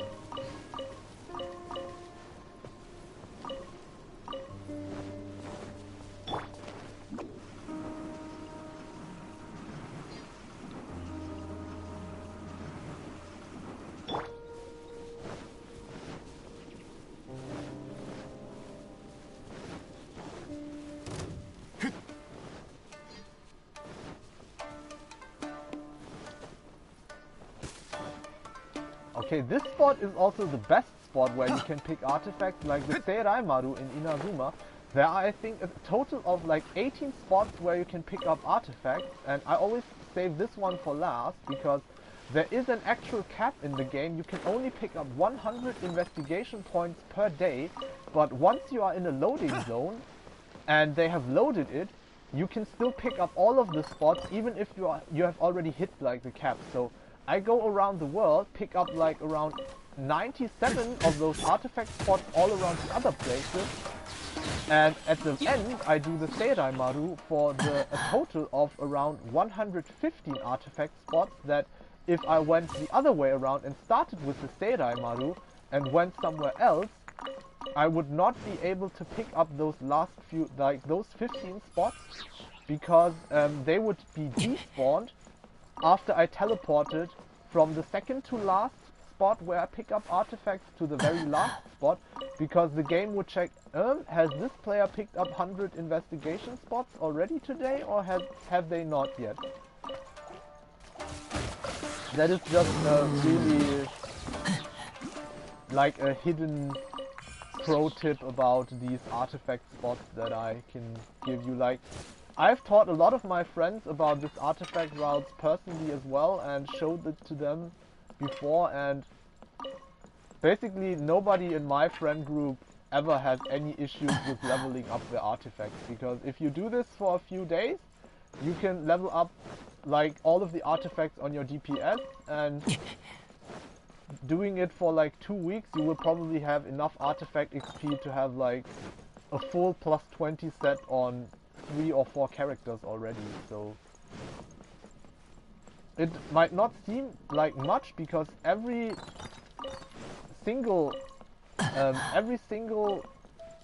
1-star artifact is only worth 420 artifact EXP, but if you are able to pick up like 140 or 150 of them every day, it is 60,000 artifact EXP already, and that can get you from level 1 to level 12. Okay, so that was the last artifact spot. Let's check up the tally. I think we started at 839 artifacts. 839, and now we have 979. So we have 140 artifacts more, and we did not only get 1-star artifacts, but we also got 2-star artifacts. So it is actually even a little bit more EXP. So I think today we got somewhere around, I would say 65,000-ish artifact XP. And yeah, now just to flex to you for a moment, I am AR60, but even AR60 players, I think there are not many people that have this amount of plus 20 artifacts. Like, I have 264 plus 20 artifacts. And most of the EXP and Mora that I used to get those leveled up is from doing those spots regularly.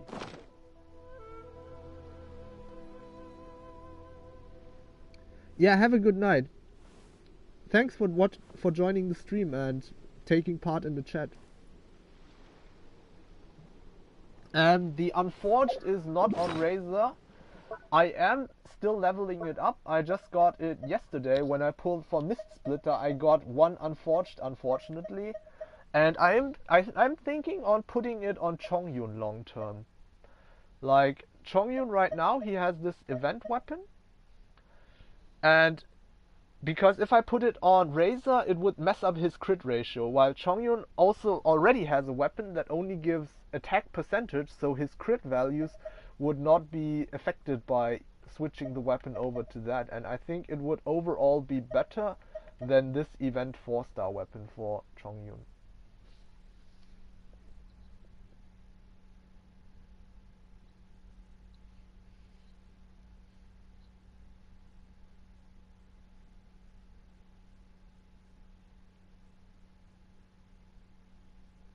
Yeah, it just takes a huge, yeah, sweet peas. It just takes a huge amount of artifact EXP to to level up a single plus 20 artifact. Like, if you do not get the multiplier, it is 280,000 to go up to plus 20 from level... Yeah, like from level 1 to plus 20. Or is it plus 0? Yeah, from plus 0 to plus 20. It is 280,000 EXP for a single artifact and also the same amount of Mora. If you get lucky and get the multiplier, it can be a lot less. But on average, I would say you still have to spend somewhere between 200 to 220,000 EXP and Mora if you level up a new artifact to plus 20. But a lot of people, they sacrifice like a bad piece or a piece they already have at level 20 to make a new piece, to level up a new piece, but you lose about 60 to 70,000 EXP on the new one if you do not get the multiplier while sacrificing a plus 20, and then you have to make up for that amount of EXP again. So if you always sacrifice your artifacts to get new ones, and sometimes you can actually get a worse new piece than the one you sacrificed, unfortunately. And it's kind of an endless rabbit hole where you just cannot find a way out sometimes. Like, I know enough people who are stuck inside this artifact grind and they do not have enough XP, and doing these artifact spots can help to lessen this problem, at least.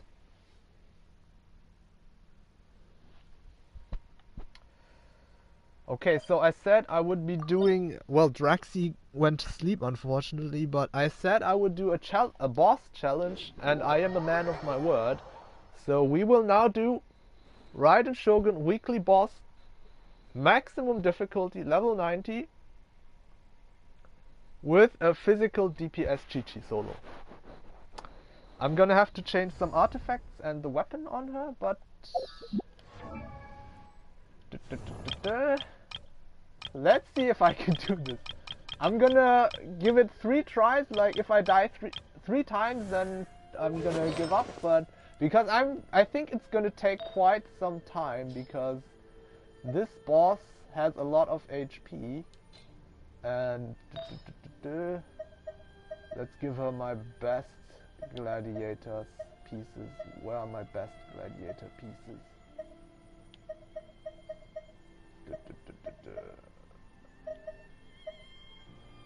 Okay, I think this or this? Or this one? Well, I think I should take this one. This one.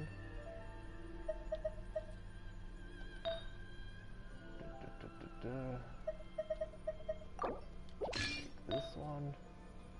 Let's see, a physical goblet. Which was my best physical goblet? Oh no. I'll probably have to...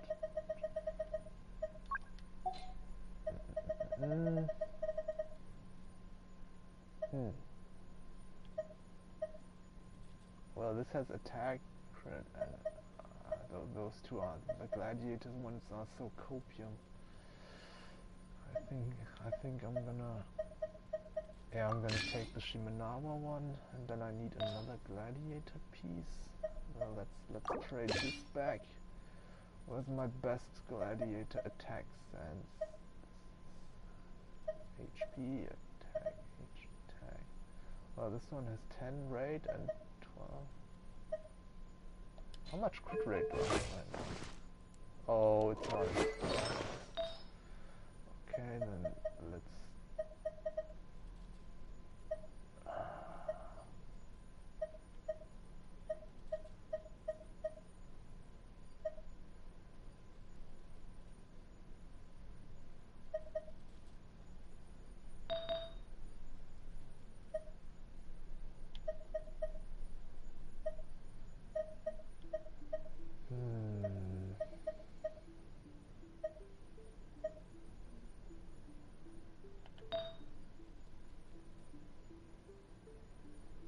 Well, I think I'm gonna swallow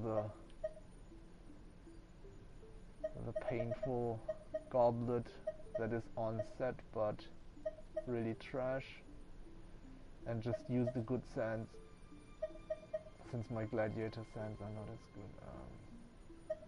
Where did the goblet go that she originally had?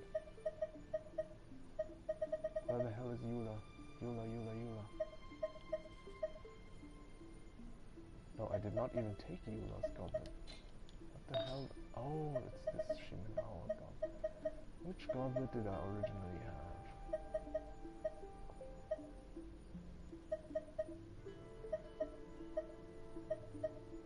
Yeah, it was this attack one, okay. So now we take the physical goblet from... Yeah, I think we're gonna have to take this one. And then put on the sands. Let's check the hit rate. Painful.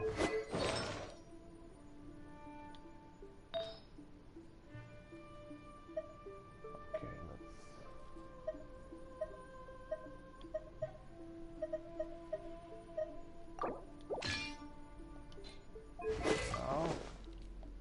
Still under 50%. Different sands. Do I have any sands? One gets this one back. Attack sands. Just please, just give me any good sands with some crit rate. Crit rate, crit damage, please. Okay,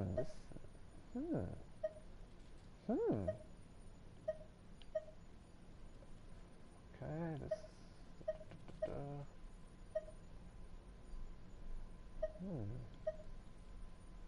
I think this is the most solid choice I have here right now.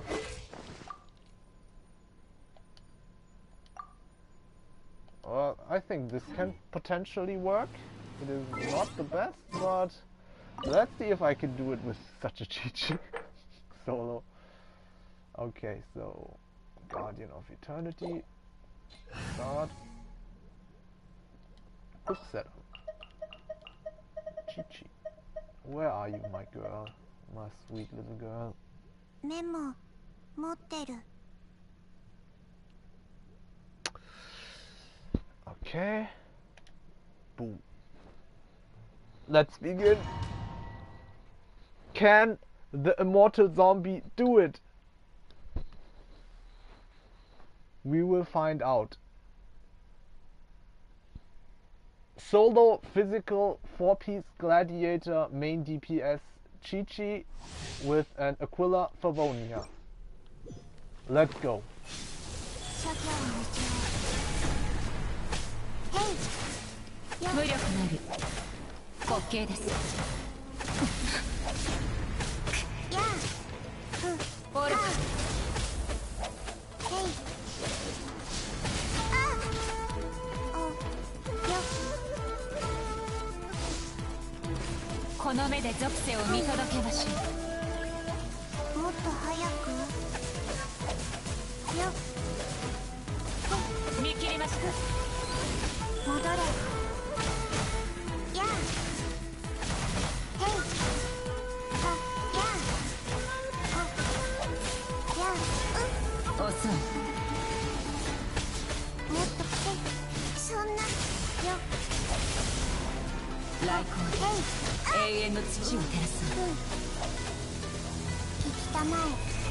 Oh no, I think he's already gonna shield.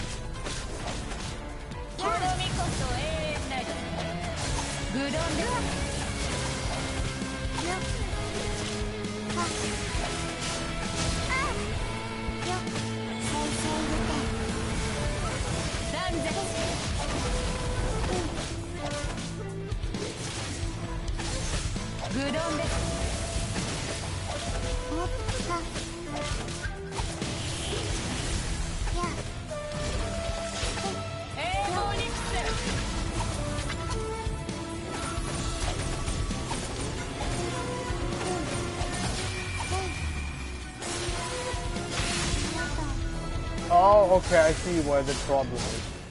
If I do not have Electro... Can I even break this thing without Electro? Because that hit is unavoidable. If you do not break this ball, then you are... It's...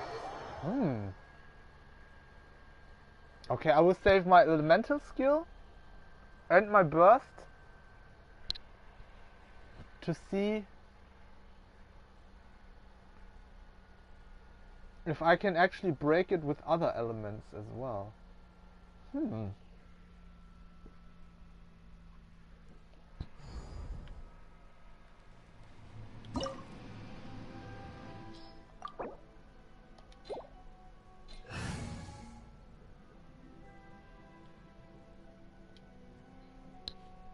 Unavoidable attack.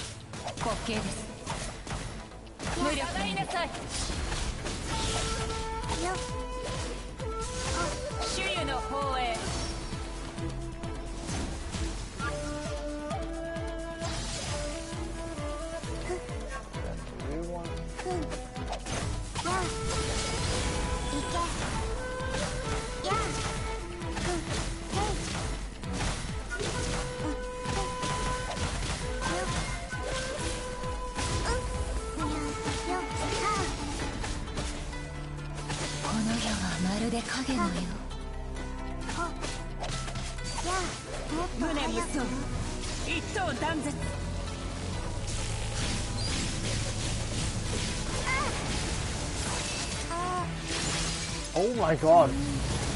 Okay, I even died to another attack.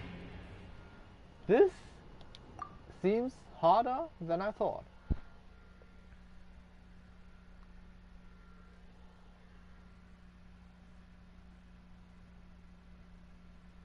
Okay, one more try. I said 3 tries. So let's see if I can get anywhere close to beating this boss solo with Chichi.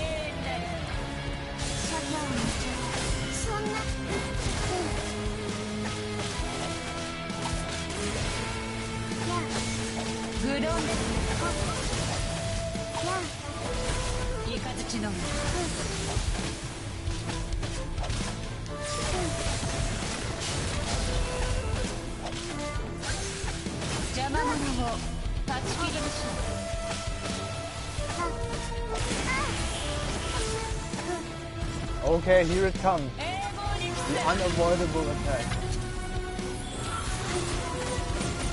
Ah, okay, you can activate it with the skill, but it's not quick enough. Yeah, unfortunate. Okay, it's impossible with solo Chichi. You cannot activate that thing in time. And then you get one shot with Sono Hitotachi. Okay. Well, it was a try.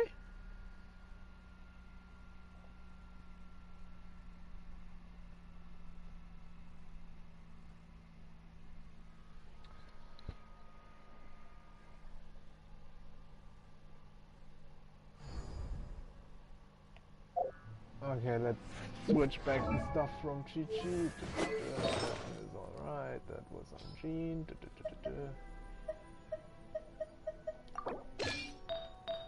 Sands. That was on Ayaka. That was on Xiao. That was on Razor. And that was on Chichi. Did we switch everything back? 1、2、Yeah, 7、 seems about right. 7。 Okay. Now to get some revenge for bullying poor little Chichi. We're gonna pull out the big guns. So this team,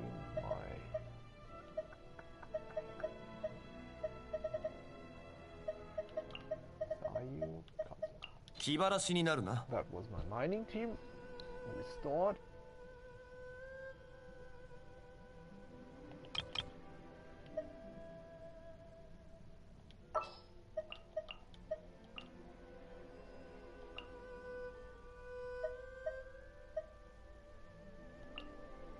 So we're just gonna ruin her day with Raiden National now. 我が義兄心は傑物にも恥じない。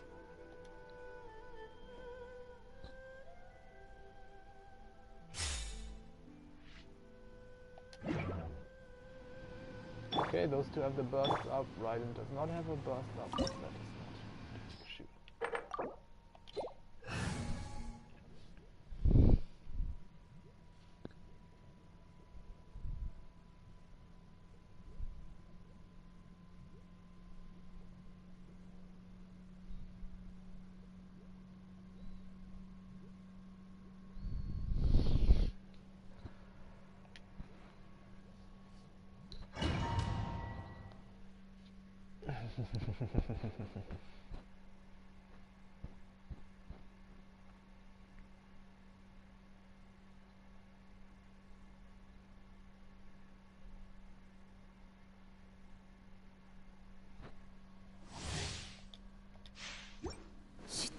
道は誤って葬り去りました。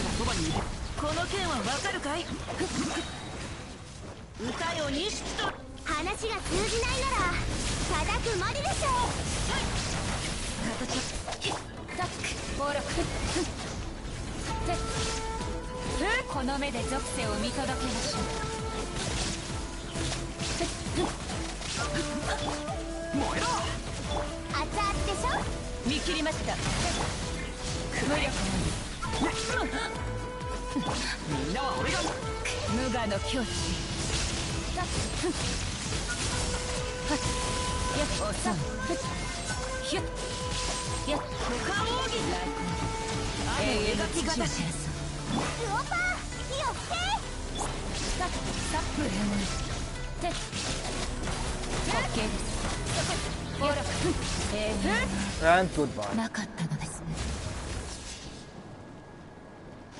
Well, I think I already looted it this week, so no loot for me this time, but even without fully charged bursts, I managed to beat her before she could transform.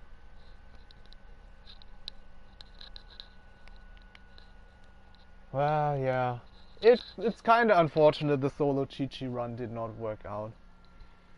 But I just don't see how I can avoid that Muso no Hitotachi slash. If Chichi's, even if I have an elemental skill saved up, I cannot break that thing in time, unfortunately. So, thank you for watching the stream. It's now also already 9:30 p.m. in Germany.